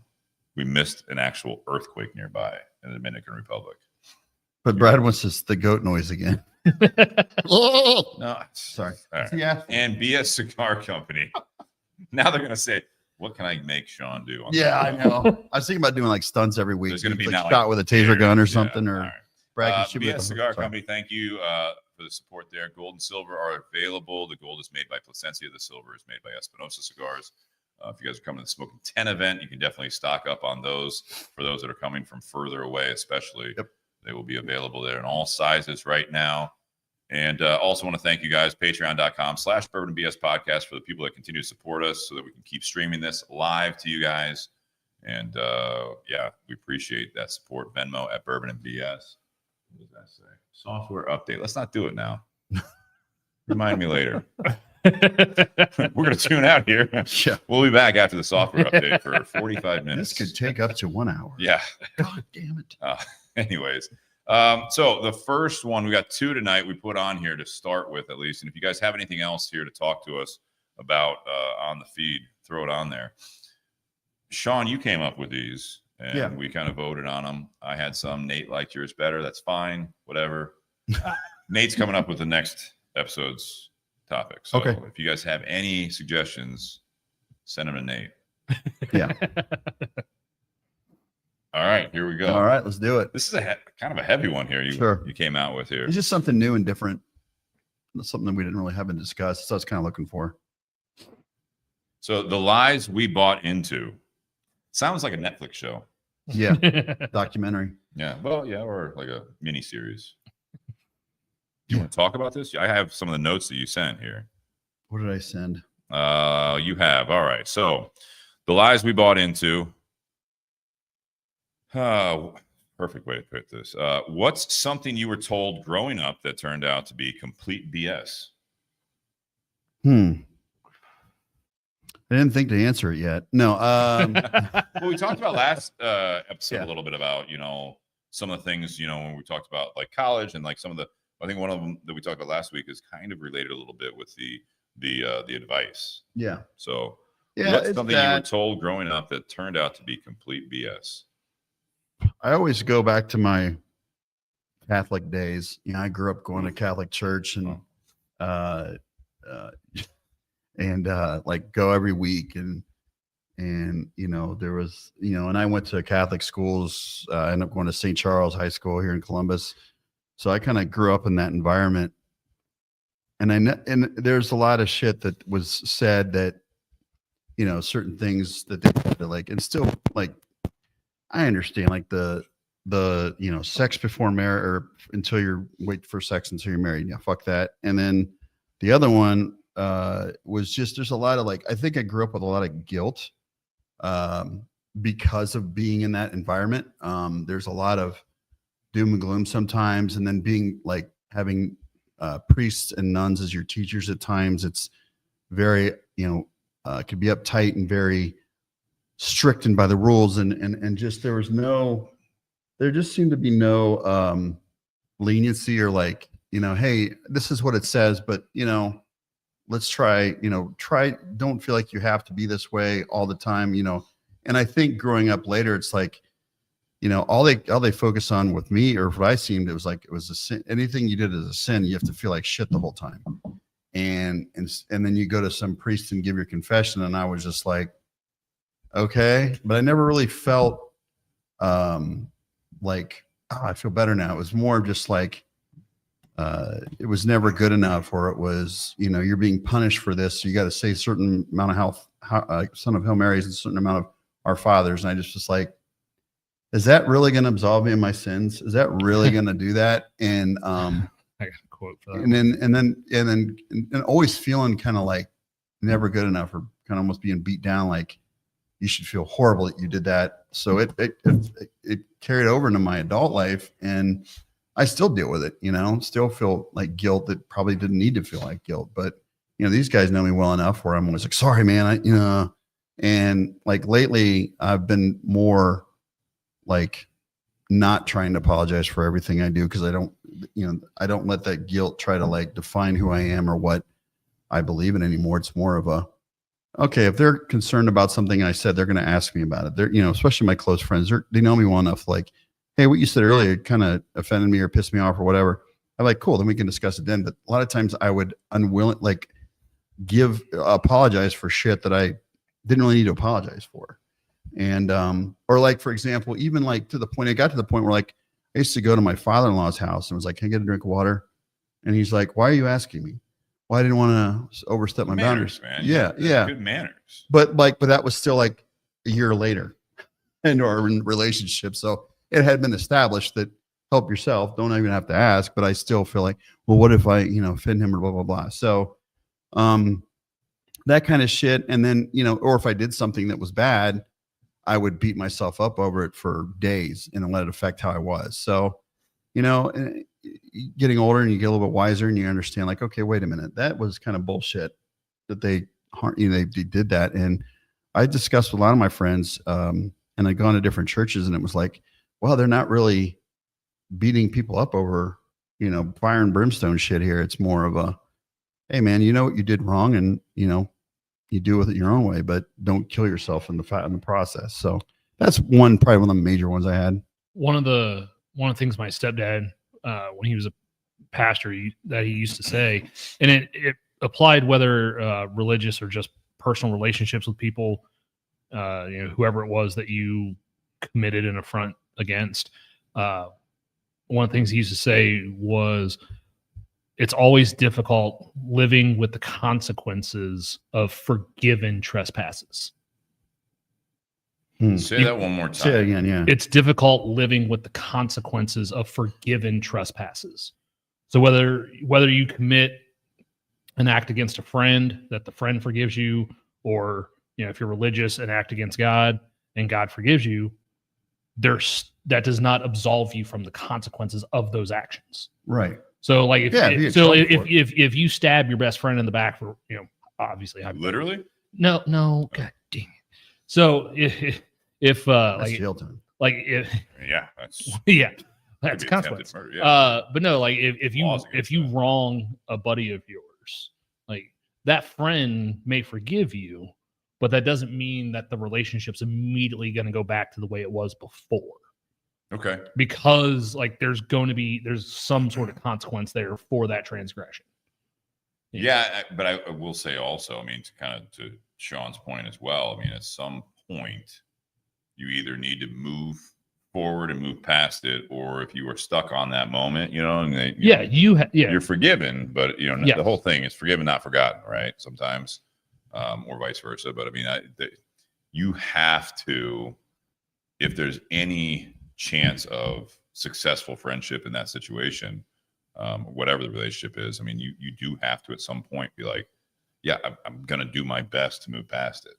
And if you can't move past it, and you constantly hold it over the other person's head, whether intentional or not, that relationship is never going to be the same, or possibly it will be a draining relationship. Yeah. For both parties, especially the one that's trying to make it better. To Sean's point, if he's constantly feeling that in that situation, that he constantly, for the rest of his life, he is in debt. he has to apologize constantly for that. You know what I mean? That then there's never going to be a pure sense of friendship or a positive relationship there because of that. At some point, if you truly forgive someone, you don't forget it, but you have to move forward. Yeah. You can forgive someone and say, I things will never be the same. I can't be your friend anymore. You're forgiven. Now you got to deal with that. But if you say, yeah, you're forgiven, I need some time, that's fine. But if that time takes the rest of your lives, you didn't really get past it. Well, I think what Sean's also referring to is if he's the one that did the wrongdoing. Sure. So yeah, so if it's like really bad, yeah, I'm gonna fucking do whatever I can to make it right. But there's a lot of times where it's something minor and I apologize and the other person's forgotten about it. I'll still dwell on it. Well, yeah, that's not good either. Yeah. Well, and that's where communication with that other party comes in. But even because, but even if somebody says, "Dude, don't worry about it. It's no big deal," it'll still eat me up. And I think that's where instead of me taking or what they're saying that it's legit, like seriously, dude, it's okay. wow, Like just blowing you off. No, it's not that. No, I'm saying like you actually have a conversation, not just they're trying to blow you off. But No. They're It's legit. Like, no, dude, don't worry about it. Yeah. You're good. Exactly. Like, you still have a hard time like getting over it. What you did. If it could be minor too. Like I could have, I don't know, said something maybe I shouldn't have said, or said something that could have offended them. And then like my guy, like, and that transferred into work. And I had a boss I mentioned earlier in a previous podcast where it was never good enough. No matter what I did, no matter how hard I worked, no matter how successful I was, Sexy. that too, it's never good enough. And then so that just kind of compounded my guilt for like, well, it's never good enough. It's never going to be good enough for anybody. And I know that sounds irrational, but when it gets held over your head, though. Yeah. And that's where it's like, then you have to possibly move past it. And you're like, all right, well, I've tried. Yeah. So until you're going to move past this with me, we're going to have to move past it without each other. You know what I mean? Yeah. I'm not going to continue to apologize. I'm not going to continue to try to make this better for you. I'm going to go back to the way it was the best I can before, with knowing this, whether it be small or large. Now, I spent a lot of years working on that and Good. going to counseling and talking to like Shannon and stuff. And the counseling really helped. And now I've noticed, like, I don't, like if I fuck up and say my bad or I'm sorry and it's legit, I'm done. Like I let it go. And you know what? It's so fucking refreshing. And like, there's no weight there anymore. And it's like, then I forget about it and you move forward. You know, that's all you can do. I had a friend that told me when I was beating myself up, and it was just something, you know, it's like, call it something as small as like, we're all drinking here, right? And you say something wrong after having too many drinks or whatever, and you feel bad. You wake up, that they call it like anxiety. You know what I mean? The anxiety. We've all, I feel like, been there before where you said something you didn't mean, whether you were drinking or not. But you know, he said when he saw I was just like really stressed out about whatever it might be. And I can't even remember what a situation was. It was like, can you change what happened? Yeah. And that's a really a strong mindset. It's not to be careless with that, you know, and just be like, well, I can't change it, so fuck it. It's literally like, can you change it? All right, that's the first part that you have to get past. You cannot go back and change whatever you said, whatever you did, knife in the back, whatever it might be. Sure. You can't change that. So now you have to live with it, to your point, Nate, and your stepfather's point. You have to live with it, but at the same time, you can't change it, you can't go back. You're not going to. So now let's deal with it. Mm-hmm. So deal with it however you need to. And if there's another party involved, you have to deal with that as well. And they have to deal with it. It's a give and take there. Another part of this topic you had was hard work always pays off, true or myth? True or myth? No. Hard work always pays off, No. true or myth? Myth? I think it's a myth. Always no, because I mean that's a definite there, and there's not a lot of definites in life. True. When does it pay off? You just want to talk about when it doesn't. A lot easier to talk about when it doesn't, doesn't it? Yeah, well, yeah, because I'm sure we all have more examples. I mean, of that in it life. could be something as simple as like you want to, and this is kind of more of a, I don't know, trivial or maybe surface, but it's like you bust your ass to build something, or you bust your ass to spend a lot of time to create something or do something, and it doesn't pay off, doesn't work out. And like, I think I have kind of this ADHD where like I get so fucking focused on something that it's like hyper focus. And then it's like, oh, it didn't work. Well, fuck, I'll try it again. And then all of a sudden, like I realize it can't be done or whatever. And then it's, then I start beating myself up over it. Now, again, this was a while in the past. I'm getting better at being able to just let it go.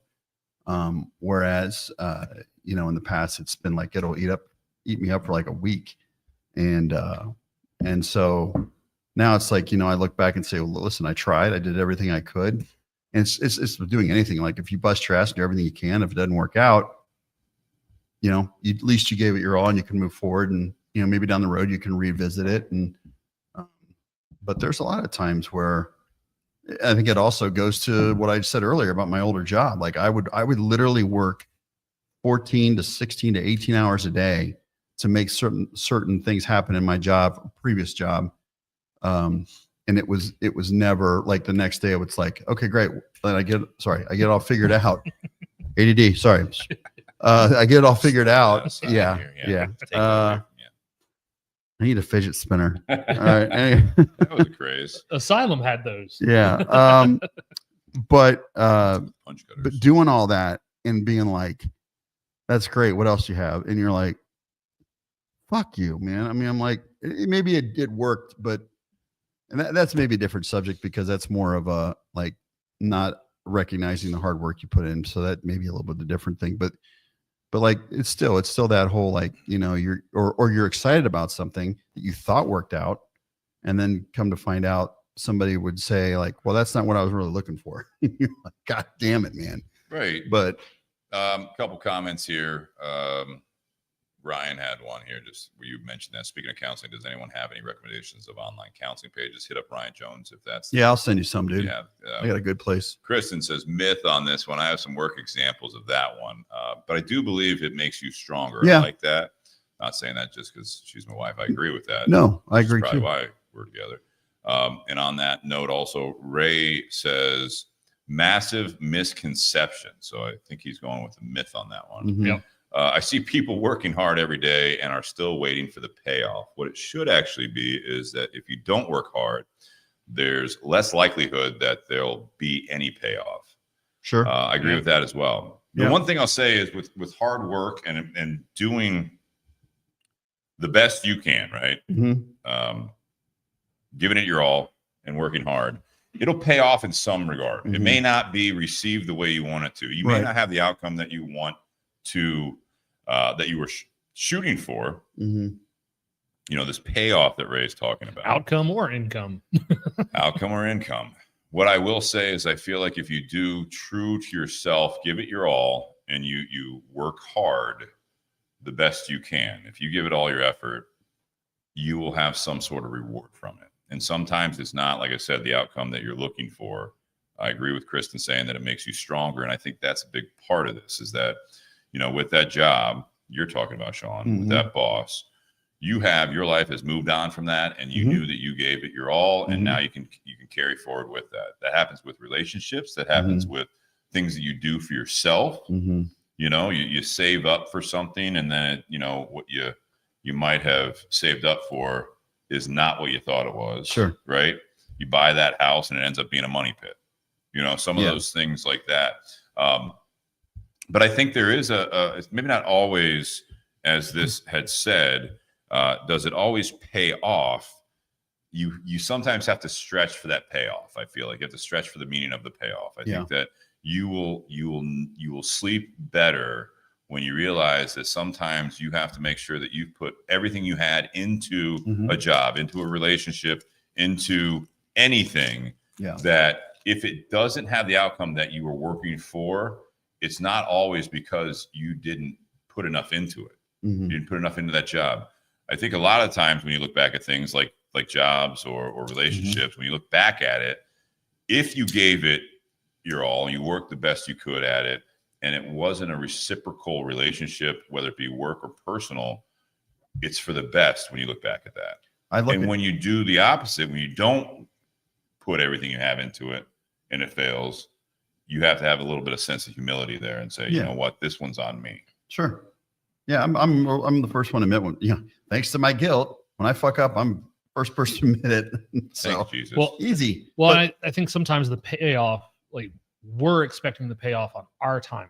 Mhm. Like we think if we and on your terms. yeah, like we think if we bust our ass, then we're gonna get rewarded or recognized for that, by this point or the next time this opening pops up. And that may not, be the right time for that. There may be someone else out there that gets it instead. And Sure. then we start having those negative thoughts to that person, because like that you took There my is a promotion. sense of knowing, and I think that's the maturity there, is that if you can realize the purpose of you giving it your all, as opposed to going back, what could I have done differently? What did I do wrong? All of these things. Well, that's your guilt part. Go ahead. That's what I want to comment on Kristen's thing about the some work examples of that one, but I do believe it makes you stronger. I 100% agree on that. There's a lot of things that by working crazy hours and doing shit, I learned a lot from that, and it did make me stronger for future jobs and then what I do actually today. And I think it's not only does that, and it gives you a learning lesson. You learn everything you try and bust your ass with. If you don't succeed, you're at least going to learn from that and be able to maybe apply what you learned to something down the road. Right. I got to pee though. Okay. So I had to say that. And Well, give your all. I will give my all pee. Yeah. Ryan Jones says, while you take care of business there, set goals for yourself for the job that you're at. And if you aren't getting to the goals you set, maybe break down expectations and create different goals. I like the idea behind that. That is kind of what you were talking about, Nate, when you're talking about, you think that, working hard, you're going to get a promotion, you're going to get that job, you're going to get that. Doesn't always work out that way. But I like, going back to I like the sleep better part. These are the things that, when you realize and you give yourself a little bit of credit that you define what working hard is for yourself and for your family or for the people that are important to you. Those are the true successes. You always wish you could make more money. You wish you could like maybe provide for your family with a bigger house, more money, more,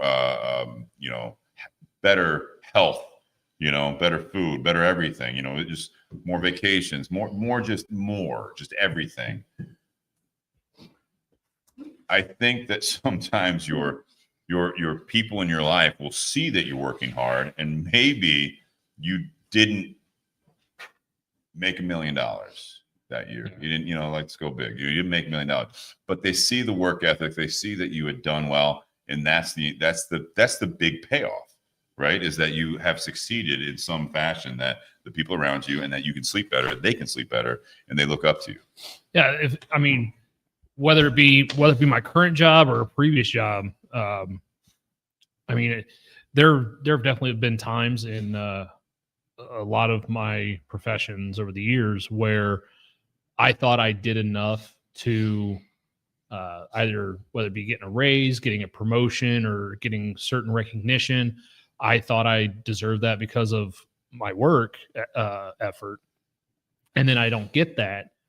I can respond in one of two ways.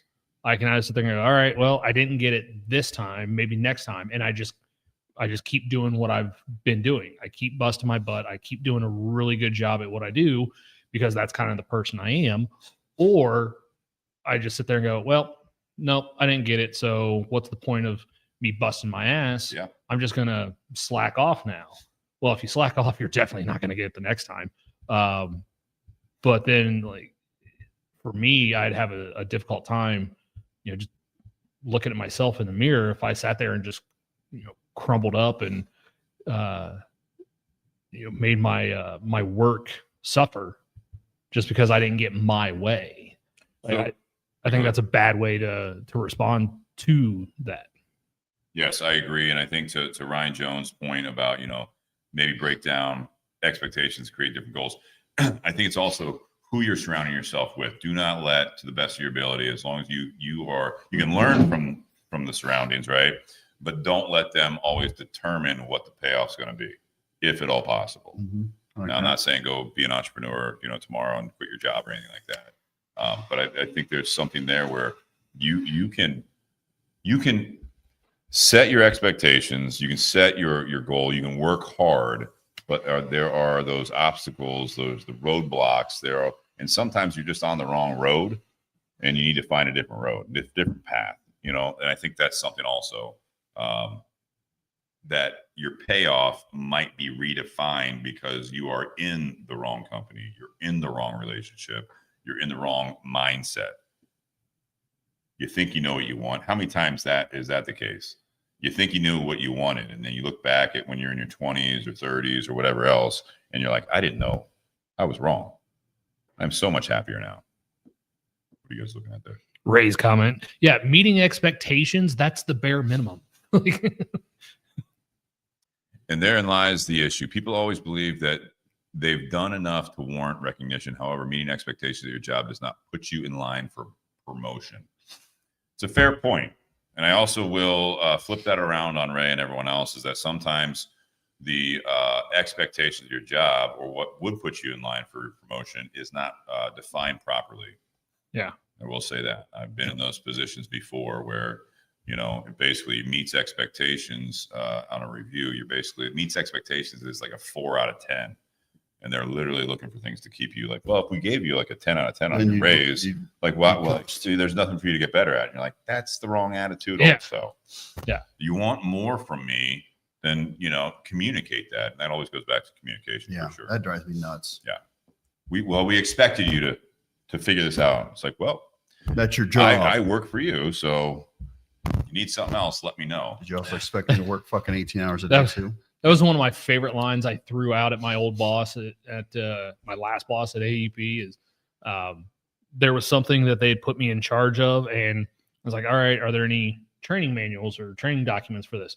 Nope, you have to figure it out. I was like, okay, well then can we set aside some time where you can show me how to do this? Because, you know, I've never done this before. I'm newer into this department. Like, can you train me on how to do this? Nope, you just need to figure it out. And so there would be some times where I would try to figure it out. There wasn't a whole lot of information out there. And so like this just kept going on throughout the year. And then towards the end of the year, my boss came back to me and goes, hey, how much time do you spend working on this particular cue? My exact response was the same amount of time you spent training me. That probably went over well. I mean, they couldn't argue it. No, I get because that. I had it documented that there was no training and there was none of that at all. So I'm like, what do you want me to do? Yeah. I've asked you for help and you have refused to help me. There's no help available. What do you want me to do? All right, I'm going to put this on there. This is kind of based on what we're talking about. Ray had put this on there. This is what he was saying. He put a topic out there. Part 2 topic, consequential moments in your life. If I look back at my chat with him, he gave me shit for not using his topic. I said, well, what do you know, can you expand further on that? And he said, let me think on it. That's where the conversation ended. So, Ray, if you want to look at this and put some notes up on the board for us here. Sean, consequential moments in your life. Nate, you too. Sorry, I sent Ryan that counselor. Sorry. It's all right. Seriously. Consequential moments. Oh. I mean, for me, it's kind of I'm not going to beat the dead horse here, but the brain tumor. I mean, that was a big. I think you can. I mean, I talk a lot. Still milking that, are you? Yeah. See, I can see these fuckers from the camera, but I can't see them because I have no peripheral vision. I see what you're doing over there. Anyway, but that was one of those things, and I'll be very brief with it because I say it 1,000 times, but what made that so consequential, but it was in a good way, was my wife and I were engaged. We broke up. 2 weeks later, I was diagnosed with that brain tumor that I had. And then once that happened, we kind of put life into perspective, and she never left my side since. And then, you know, she proposed to me. We got married. My pituitary was part of my pituitary was damaged because the brain tumor was on the pituitary. So I still take tons of medication as a replacement. But when we were trying to have kids, we couldn't because the pituitary that produces sperm and all that shit. Mine, I had 0 because of it. And the only way to get it done to get that was to take shots every day for a year that the insurance didn't cover. And we just thought it was just kind of unrealistic. But then we decided to adopt, and we fell in love with the idea of adopting a child from China because they're all abandoned and shit and left for nothing. But we brought our kiddo home, and now Molly's going to be 18 in a month and be as a That's senior wild. in high school. And like, we were able to give this child an opportunity in life to live out what they want to do. And a lot of those kids don't. So for me, that was a good consequential moment for me. And I obviously a lot of times they're bad, but I like to focus on something like that in terms of it being such a defining moment in my life where, I'd like to, like, lately, the way things are in this world, like any positivity that I can try to say or do, I'm going to do it, because I think that's something where it's such a simple thing to look back on and be, proud of that moment. And I love the idea of, seeing where Molly is now. And, had I not had that brain tumor, we'd have never had the chance to bring Molly into this world and let them live the life they want to be. It's a tough one to go after. That's why I don't like to say it. No, you can do negative ones. Nate, go ahead. So Nate, go ahead. Yeah. Try to top that one. No. So from now on, anytime we have one of these live topics, we'll be like, all right, who's got one lesser than Sean's? They got to go first. Oh, yeah. No. No, I mean, I can go. I can go to go ahead. For me, and for a lot of people, it may not be something very consequential, but for me, it was definitely a big life moment. Was when I finally moved out of the house. Okay. Graduated college. 6 months later, had a full-time adult job, as some people like to say, and then I was still living at home because I was making a ton of money. But then, after a year or two, it was, all right, you're an adult, you're in your mid-20s, you got a job. It's time for you to go get your own place. Get out. Oh, yeah. Like I had told my parents, I was like, I will move out when I'm ready. I just don't want your footprint on my ass when I do. And then shoving me out the door. But no, I mean, because that was, all right, I have to go. Like, I went out and found my own place. My parents didn't help me find a place. They didn't put down security deposit for me or anything like that. I had to go out and look at different apartment complexes and layouts and, offerings and how much rent was. And, when I was at home, I wasn't really contributing to any of the household bills, grocery bills. I was paying, sometimes I was paying the whole house's cell phone bills. But like, I was just living there, and, I was still had a job. It's not like I was leeching off of them and not contributing anything. But moving out on my own was that first, oh shit, now it's all on me. Mm-hmm. Like, now I'm the one responsible for myself. If the bathroom's dirty, I have no one to complain to except myself. If the dishes don't get done, I have no one to complain to but myself. If dinner's not ready, I have no one to complain to but myself. Like, my family's still nearby and will support, as in get her done. But like, all my life decision making from that moment on is all on me. Where I choose to live, where I choose to work, what I choose to spend money on, that is all on me. And that was the first time that really that hit home. It was like, all right, now I am by myself and truly independent and responsible for myself. There is no safety net anymore. I can't rely on other people to do my grocery shopping for me or make my meals for me or put gas in my car. Like, no, that's not that they ever put gas in my car, but it's literally all on me now. Mm-hmm. So as much as you love that independence, there's also like that, oh shit moment too. Well, yeah, because independence also comes with responsibility. Yep. And a lot of kids don't see that until they go out and do it. With great powers. With great power comes great responsibility. Mm-hmm. But I mean, that was it. Like, yeah, I had similar. I mean, just go off of that. Not to really just ride coattails there, but I mean, I would say similar when I went through a divorce, and up at that point, I lived at home, went to college, I couldn't wait. When I graduated college to get my own place, and I had a roommate, and then I bought a house with my ex-wife. Not my ex-wife at the time. That would make much sense, but but no, when I got divorced, it was the same kind of thing. It was a decision that was made with a lot of thought and a lot of weight on that. And so kind of I'd already been an adult, had my own place with roommates and stuff like that. But it was just the first time in my life, I was 30, and I was on my own place, and kind of the same thing. But it was ups and downs, again, it leads you to where you are now. And I think it was a huge, obvious moment for anyone that goes through a divorce, breakup or anything, and a very similar situation when I lost my job after 10 years of working for a company, and kind of a different take on that. It was more of, with that one, it was, we've talked about on the show before, where it was like kind of the fear of the unknown. It was kind of a comfort. I've been doing it since college, that job. And it was kind of the same situation where once that ended, it was like, oh shit, like, what am I going to do now? And you figure it out. And now,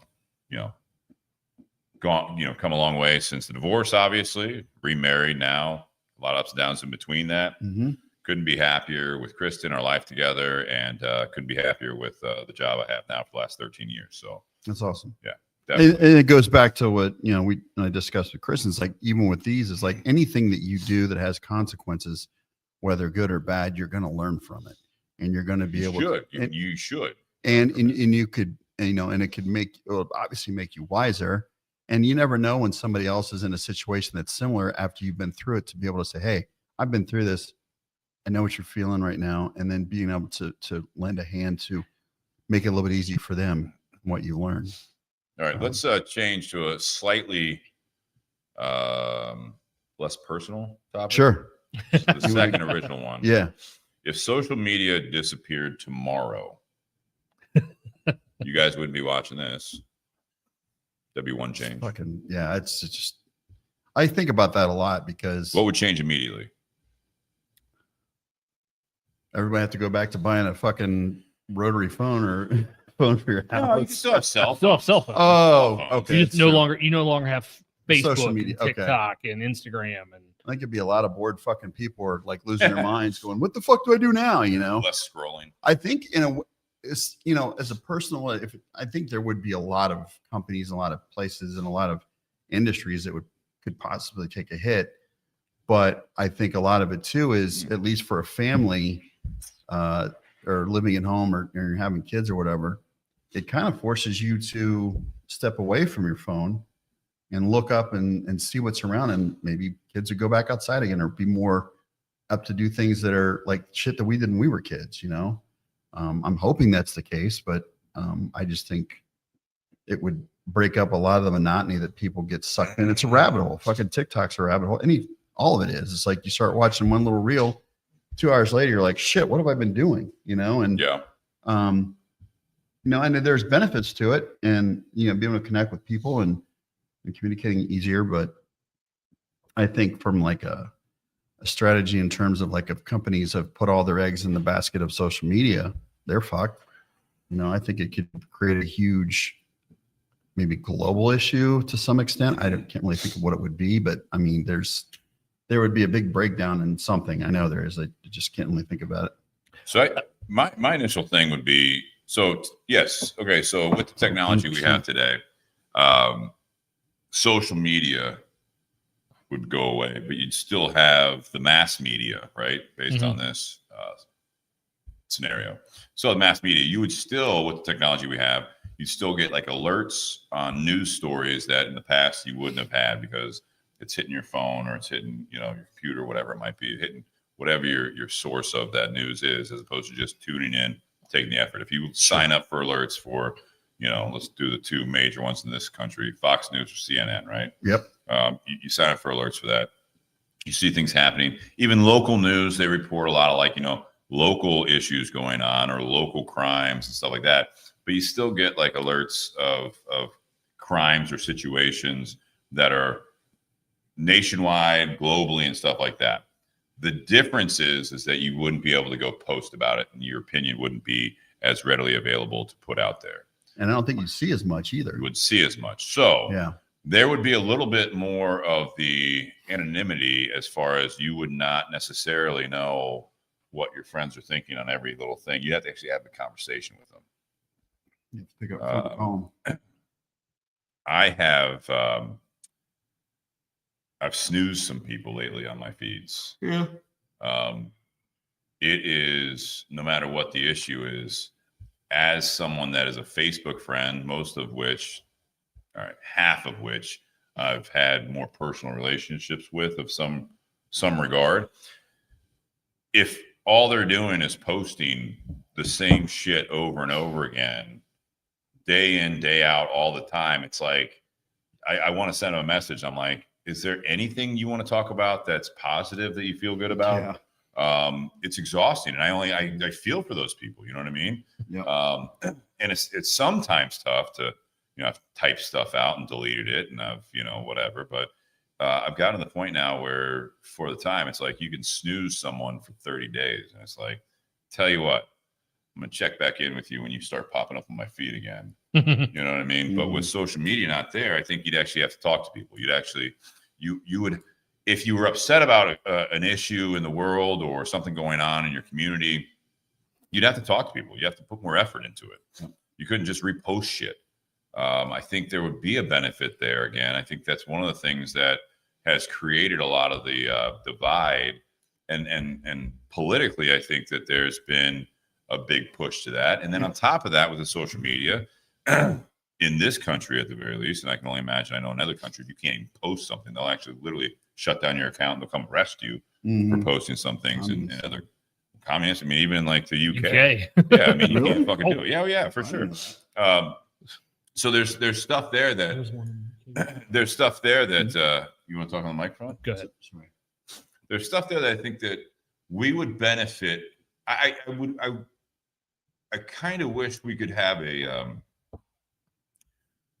reset button a little bit on what social media is and has become for people, where people used to joke about it, especially like cigar industry, middle-aged men. It's like, I'm not on Facebook. Why do I care what someone had for lunch? They're posting pictures of what they where they went to eat that day. That's dumb. And now it went from more of that, or posting pictures of your vacation or your family, the kids growing up, whatever it might be. Now it's fuck you if you think this. Yeah. And that shows the social media part of it. And I take away the whole thing about like Zuckerberg and all this stuff where they were filtering stuff and they might be doing it again, all that thing, all of this stuff where there's control. If you want something that is completely non-biased or unfiltered, then you need to go out there and start your own social media platform, right? But as it stands now, you are still using public and some private, but mostly public companies that are still, in a sense, governed by the powers that be on what's going to be shown on your feeds. So that's going to happen. I think it would be very, very nice if you were only allowed to post one hateful thing a day. Let's start with a filter there, right? So one a day, that's it. You post it, and then they kind of say, okay, now you can only post things that are unrelated to this, and you can only repost things that are unrelated to this, and that's your reset. Now go live your life. You're done today. But when I see something that someone's posting, stuff that is hateful on no matter what the issue is, no matter what the side is, and that's all they're posting constantly, every hour, every 5 minutes, you're just like, it's exhausting. Calm down, man. It's exhausting. Just walk away from it, because you're either feeding an echo chamber, or you're just pissing other people off that you're trying. Like, I'm trying to be interested in your life. Like, I do care about you, but Jesus, the rabbit hole you're going down. Like, turn off your phone, walk away from it for a little while.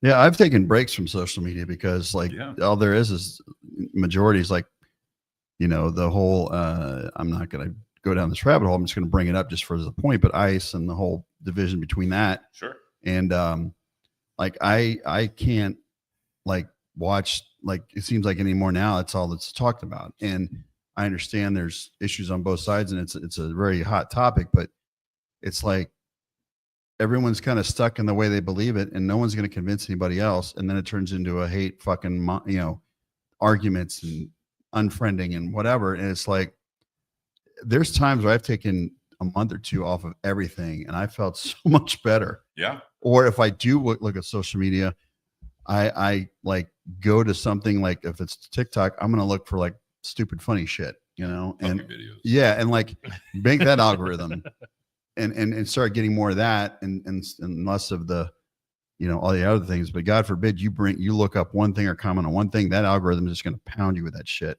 And taking that breaks and allowing me to just, I've noticed like I can look up and I look around my house and go, oh shit, there's shit that needs to be done around the house because I'm so buried deep into my phone. Social media on that point, when you have cabin fever, when we were all like, kind of like not snowed in, but and people are like, they get stir crazy in the wintertime because all you are looking like all you have is around your house. That is exponentially increased in the feeling of almost like it turns into desperation when all you've been doing is looking at shit on your phone and social media for hours. Or, it's like, I got nothing else to do. I watch everything on Netflix, and that's a statement in itself.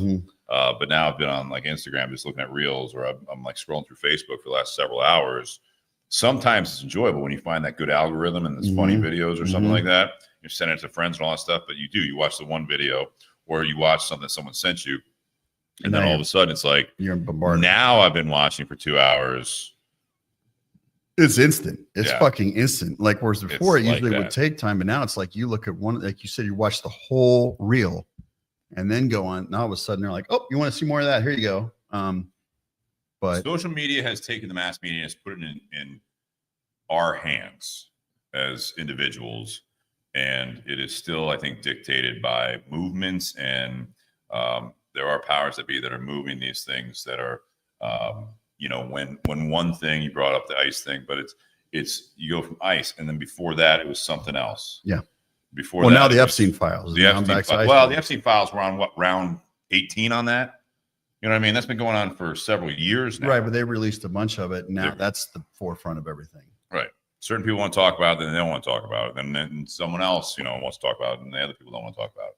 Every little thing that comes out with some of this stuff, it's like, then that's the main point until they have another main point, and now we're moving on.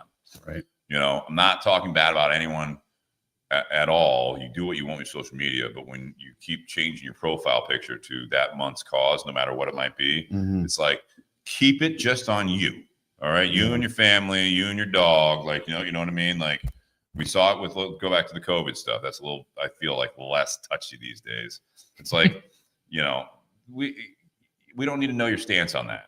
And if I disagree with you on whatever the issue is, it doesn't mean that we don't have other things in common and that we can just disagree on something. But when that becomes your identity for that fucking week, that's where social media has become bad, in my opinion. In my opinion. Yeah. But Nate? I think there would be a return a little bit more to, so no social media.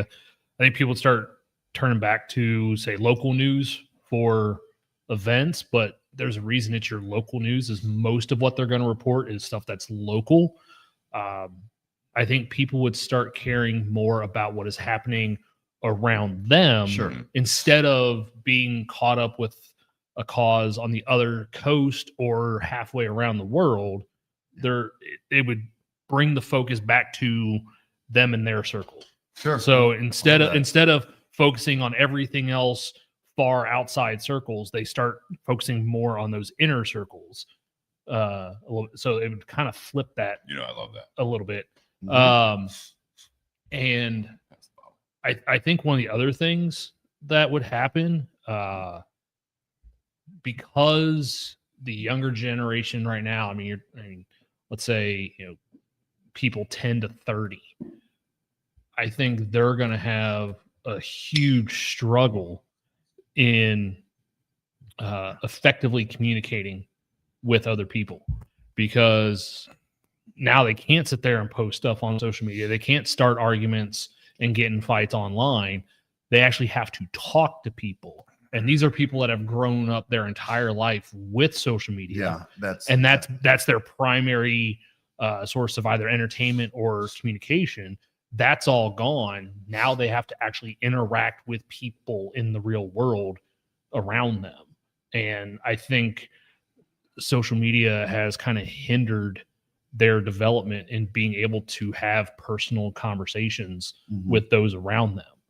So I think they would struggle with that initially, and then now you're talking about someone who's 20, 25 years old having to develop communication skills and how to actually have social interaction with people that normally they've just been sitting in their bed looking at their phone for 5 hours, talking to people that way, or sending texts and messaging and all that stuff. Like now you have to actually talk to people. You have to actually interact with the world. Yeah, I think everyone, as they grow up, they're socialized. That's my belief. That's my background. Back in college, that you're socialized by your surroundings, whether you pick it or not.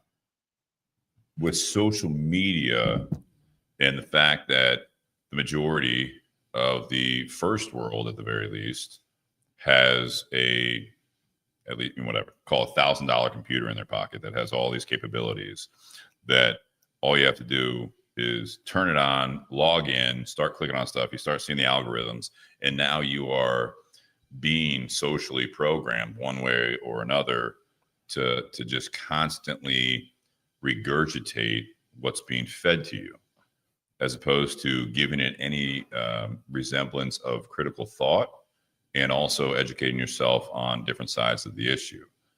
There's no real philosophy being used here as far as learning both sides of a debate. This is just, you learn one, and that's what now you believe. Yeah. Social media, if it were to disappear tomorrow, I agree with you, Nate. It's unfortunate when I say I'd like a reset on that. I think there's so much benefit for businesses, like you said, Sean. I mean, me personally, I use that with Tinder Box. I use it with this. You guys that are tuning in on this is through mainly Facebook, which I know is not monetized for much anymore. This is our kind of a hardcore, raw type of just conversation. I love it. We talk about our hobbies, our interests, like the cigars and the whiskey and stuff like that. But I also think that there's something there that you can have some purity with the social media, like it was originated to be. The more human influence we put behind that, sadly, the worse it got, and it has gotten. I think when you say, if social media disappeared tomorrow, would it be better or worse? There's a lot of negatives there. People lose jobs, all that stuff, that are behind all this. All the influencers are gone. Well, it's not even that, but think about how many people that are employed coders and programmers. Yeah. Well, yeah. I mean, think about how many people that are employed by, Meta now, stuff like that. It would be a culture shift that would be just absolutely staggering, that I don't think we would recover from at first. No. Yeah, I think there's more to it. Like, I can't think of anything specifically, but I feel like in terms of like personal, like what we discussed up until now, it's like, yeah, there would be benefits for it, but I feel like there's something out there that it would take a huge hit for big industries and companies, and it would really fuck shit up. I think, it could affect the market. It could affect, all that shit. And like, that's kind of one of those where you're like, like you said, advertising for certain people they rely on that heavily to promote. And I think a lot of companies and you start to think about, okay, what other bigger corporations that rely on that could take a big hit. And social media is easy, like not easy advertising, but it is. It's fucking easier. Free.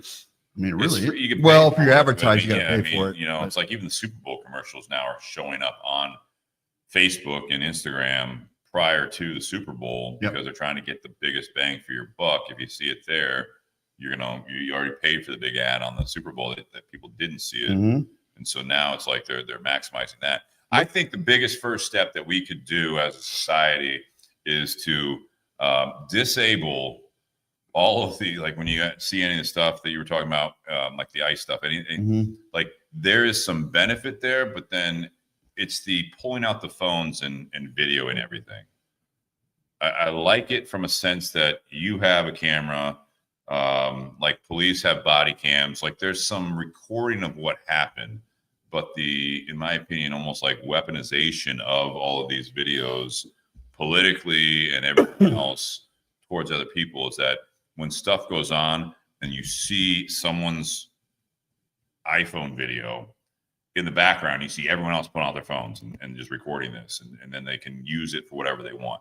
And a lot of times, just like any other situation in life, there's three sides to any situation.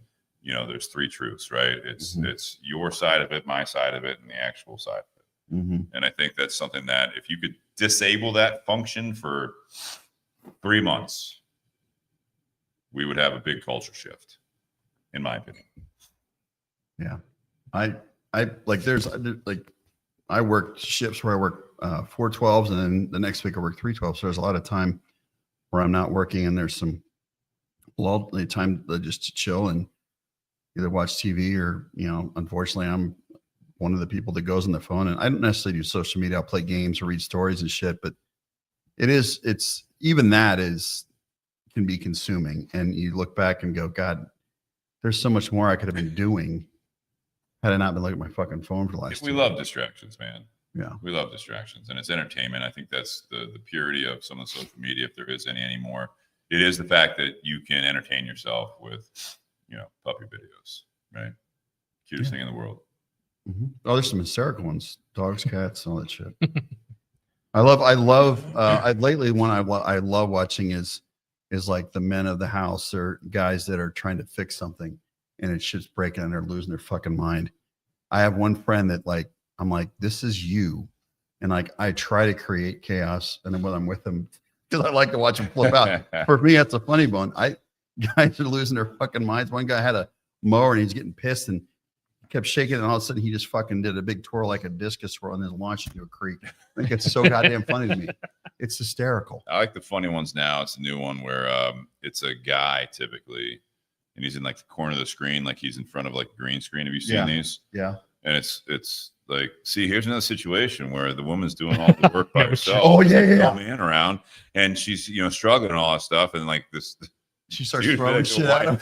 and then all of a sudden, like, he's like literally like crouching down and doing a selfie She video. goes by him. She comes back and she like hits him on the head, Yeah. like, fucking help me. Like, oh, it's not a green screen. Yeah. I thought that was a good new trend. It's funny, you know, it's a good humor there. Closing remarks, guys, on anything we talked about tonight. Nate, you want to go? Kick it off, Nate. I mean, talked about a few things. My closing remark, like, kind of goes back to the first topic, like lies that we were told growing up. Like, mine was, you know, I watched my parents, you know, bust their ass and be able to provide for their kids and for us to be able to have the things we had. And like it's even though, you know, they worked just as many hours, if not more, than we do now, it seemed easier back then. Like less distractions. Less Goes into this last topic. Less distractions, but you know, I mean, I remember even after my parents divorced.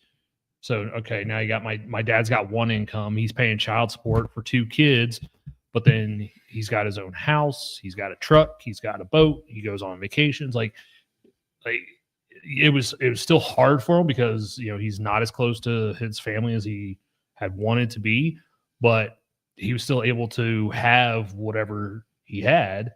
And then, you know, I sit there and I look at myself. I'm like, shit, like I'm working just as hard as my dad did. My wife's working just as hard as my mom did. And we don't seem to be getting by nearly as well as they did 30 years ago, 40 years ago.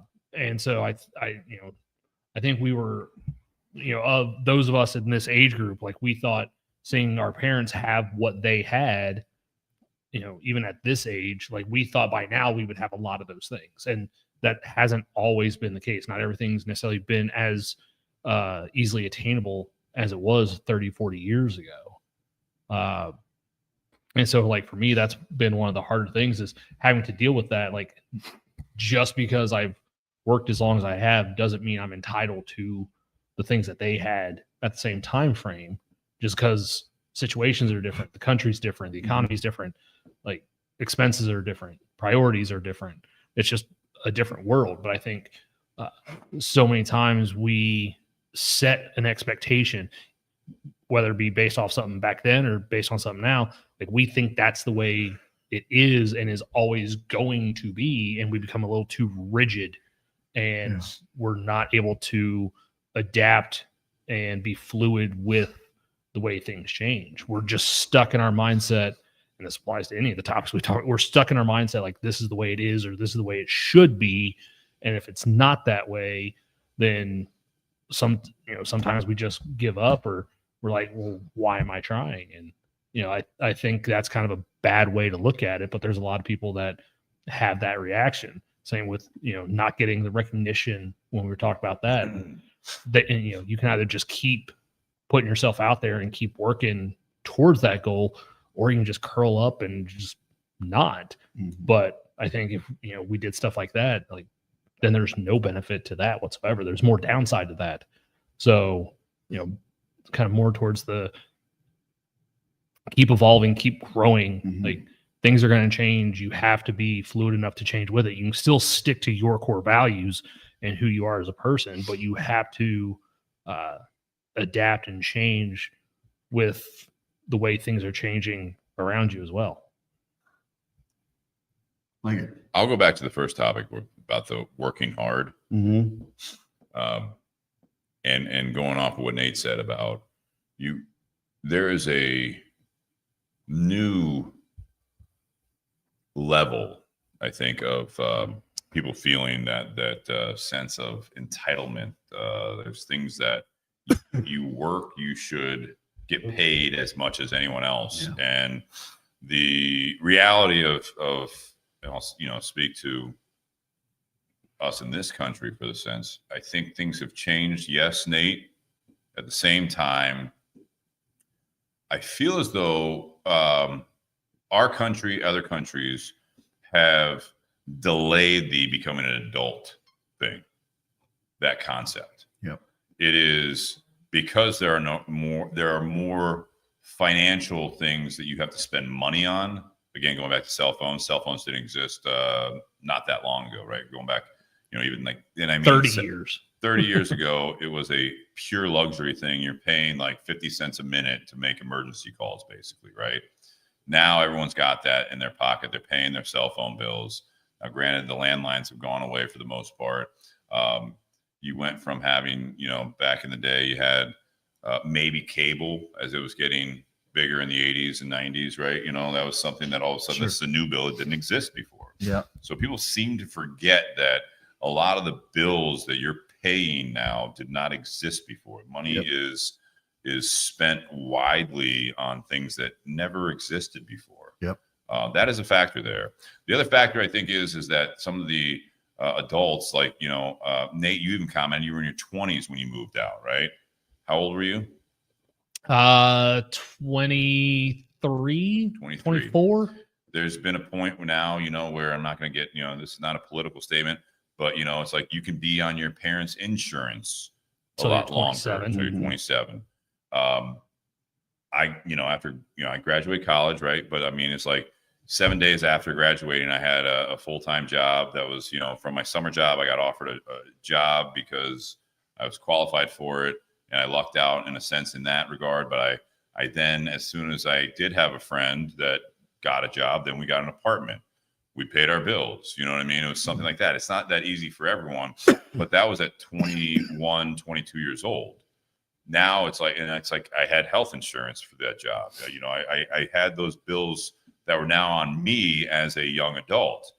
We have, I feel as though, in a sense, possibly coddled the younger generations to a point that it's like, I know a lot of people now that are in there, like, I'm not going to mention names, but like their kids are in their 20s and they're still on the family cell phone plan being paid for. And I'm like, why? They have full-time jobs. You know what I mean? Like I get as a parent, can't get fully because I'm not a parent, but it's like you want to take care of them. But at some point, the longer you hold on to them as your kid that you're taking care of them, you're coddling them, and you are delaying the sense that they need to take care of themselves. None of these things are given to you. You know what I mean? It's like when you're in your 20s, you need to learn how to buy your own car, find your own place. Nate, you talked about, go out and do that. We had a conversation in the cigar shop just recently where it was like people were talking about getting jobs or hiring people, and like some of these young people, their parents are literally involved or trying to be involved in the interview process. Yeah. Wow. It's like fuck. It's like 1 out of 4 Cut cord. The bring their cord, parents. man. Like that's pathetic. The employer is not hiring you as a parent. They're hiring the result of you as a parent with the child. But like, grow the fuck up. I feel like this whole scenario of treating the younger generation as the younger generation and carrying them through now their 20s, like when does that stop? So I feel like some of these things that are taken for granted, you know, it's like, again, we talked about this in the last episode about college and stuff like that. It's like you have to go to college or whatever. That's going to the wayside a little bit. But that being said, if you don't go to college, get a job. Yeah. You have to contribute to society. Sure. And if you can't afford the newest iPhone, you can't afford to lease a brand new car, you got to buy an old car. You know what I mean? You got to pay for mechanic bills. You got to pay for the doctor's visits. You got to pay for all this stuff. It's like, that's the way this works. You're slipping into a sense that it's like, the reason I feel like there's that big sense of entitlement is because we are delaying the point of when what we consider an adult has to contribute to society to a point that this is what you're getting out of life. It's not always fair. Some people could get paid more than others and all that stuff. But I do think that if you can't afford it, you don't get it. It's not always fair, and we're not perfect in that sense. But it's like the more you just keep giving shit to people, the less the reality is that nothing is free and someone has to pay for it. Your life circumstances are not just given to you. You have to make decisions to hopefully then live by, we talked about consequences earlier in the show. Mm-hmm. You have to live by those decisions and learn from them. And that if you want something better or you want to feel better, then you have to put the work in. And I think that's where we go back to another topic, is that the work, if you work hard, you're going to get the payoff. Payoff's not always what you think. Mm-hmm. You know, some of the basics anymore are really taken for granted. You know, shelter over your head, you know, over your family, food on the table, things like that. I would not want to get back to a point where that is the maximum, but that should be considered the bare minimum, hopefully. And I hope that everyone can get that in their lives. And unfortunately, you go to the world as a whole, some of the issues we have in this country are very minor to the rest of the world. Yep. So I think there needs to be a little bit more sense of, Nate, you said you didn't want it, but I think there needs to be a little of that old school love of like, yeah, there's a boot in your ass getting you out to the real world. You know what I mean? Let's stop coddling each other to a point, but also when you go to the social media side of it, we were talking about, stop fucking hating everyone because they think different than you. Yep. I agree. Sean, round us out. Yeah. It'd be hard to follow that. Now I know how it feels. Yeah. I kind of deserve that. Have that coming, don't I? No, I think there's a lot of good. Bring up the brain tumor again. I try to leave that. We're one happy alone. you're with us. Yes, I appreciate that. No, I agree with you on that too. I think that you combine like the social media and the working your ass off and may not get what you expect from working like that, and it kind of goes hand in hand in some things. And but I think that I go back to again what Kristen said. It's like, and I've learned this over the years, and like I brought up a lot of things from the past that obviously pissed me off and I struggle with, but the one thing I try to do now is stay more present and with what I'm dealing with at the point, because it's so easy to worry about what's coming or what you did in the past in terms of whether you agreed or disagreed with somebody politically, and or just working your ass off to try to fulfill a goal. It's tough because there's just so much being thrown at us right now with social media, and you wonder if you were to get rid of that, as for example the ice thing again, like if you didn't have that in front of you on social media, there wouldn't be as big of an uprising. Now, I understand from both sides where things need to be changed and addressed and whatever, but I think that when it starts to consume you in your life, and there's a lot of things that you can't control on a macro perspective, that you let that define who you are. And I go back to, whatever side I agree with, or, I agree with, is like, I heard someone say, it's like, do something that you can do that will make a difference, even if it's a small gesture, even if it's just reaching out to, people that are struggling with this, that could affect them, maybe families in your neighborhood that could be, that are of a foreign descent, like, and that they're legit people. But of course you hear a lot of the media, social media, say, well, they're going after people that are legal. They're still, I understand that, but you can voice your opinion about that, but maybe if it's like something you want to do, is like check in with your neighbors, something that is right in front of you. Mm-hmm. Go door to door to people that that are of foreign descent and say, hey, how you doing? What's going on? You doing okay? Everything, but it's again, but what that does is it allows you to have a sense of accomplishment, to be able to say, well, I did step up and I did do something that I had partial control of, that I could make a difference in. So quick on that. Yeah. I don't know, obviously, how the nuts and bolts of it work. Wouldn't it be great if they started putting out a hotline that if you were here in this country, if you're talking about that, if you're here legally, that you can check in? Yeah, I would love that. Call log into this website, whatever. I would hate for it to be turned bad, where it's like you put it in, and they're like, well, that's the next house we're going to.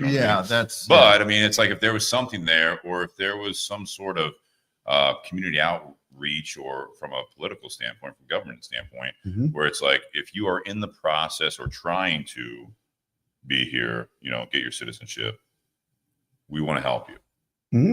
It's going to save us a lot of time. It's going to save us, you know what I mean? Yep. And so the good people, quote, that are trying to be here legally and get citizenship and are struggling with that they get some government assistance on that. Yeah.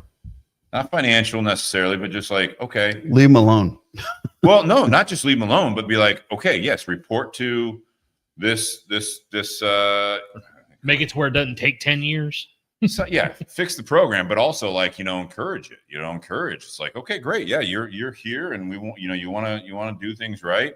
We're going to save you, deporting you, and then coming back in and doing it the right way. It's like, all right, we're going to try to fast track people that are really trying to contribute to this country and this economy. Go ahead. Sorry. It's a different take. That would be great. Help it happen. Yeah, and people that are hiding and that are trying to do, maybe especially the people that are the violent criminals, they're not going to be calling that hotline. Yeah. So, no, I agree. I think that's a great idea. I think, and again, like you said, if it's something you could encourage, that if it were to become into fruition where it would actually happen, then you can check in and say, hey, have you done this? Have you done that? But you're showing support for people that are worried, that are scared. And, aside from that whole thing, just as a more of a broader perspective of what we discussed, it's,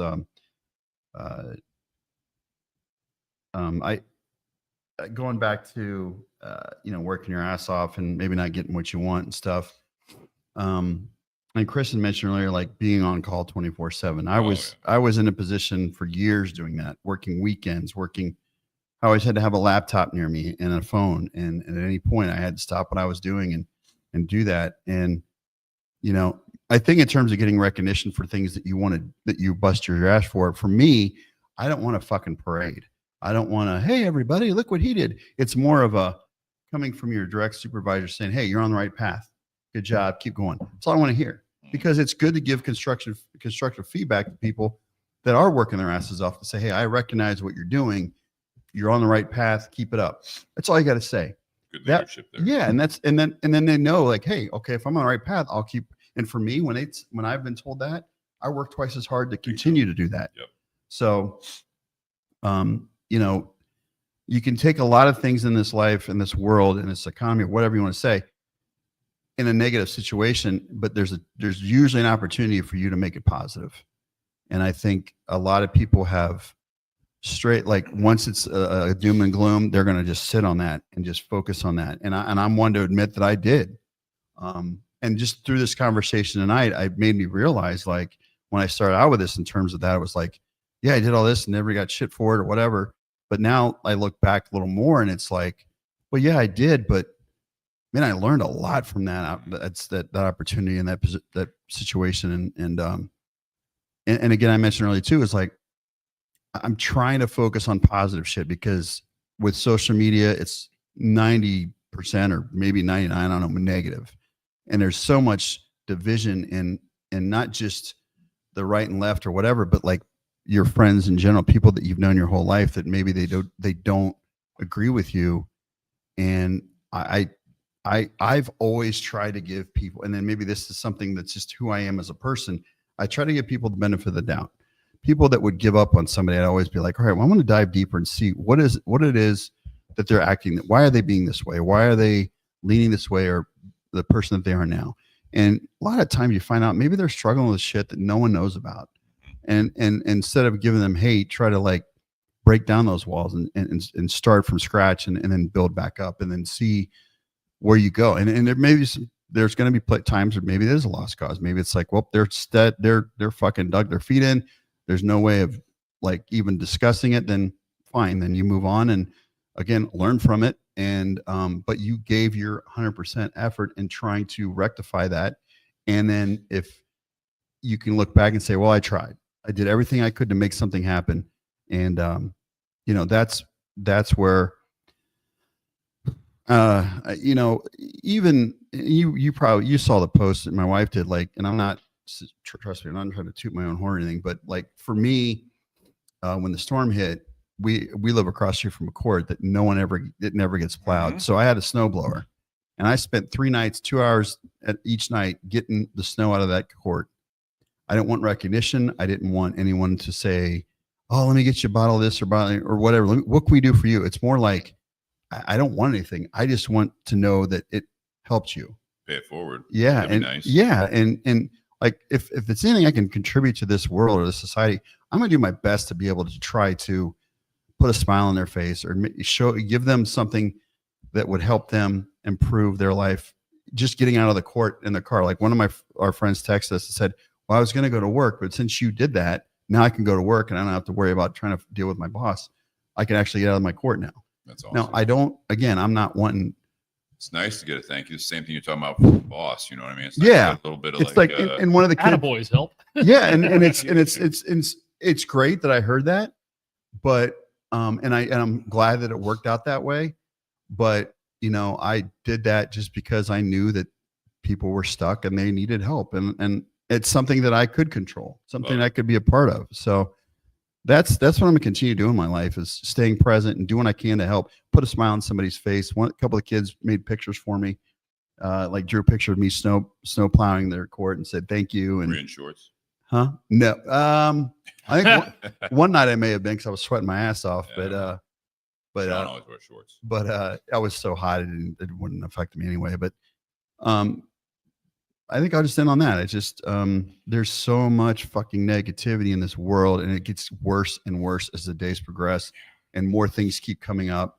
And like, I'll look at it and I'll maybe engage every once in a while, but most of the time I'm staying away from it, because there's too much in our lives that good can come out of things when you just put your phone down and look up. I agree. So that's how I go. My closing remarks. Well, you did good about following me up there. Thanks. Nice job. Thank you. Nate, you want to follow? No, I'm just kidding. I already did mine. I was first. All right, Brain tumor. Oh, come on. Jesus. Wish that on no one, especially you guys.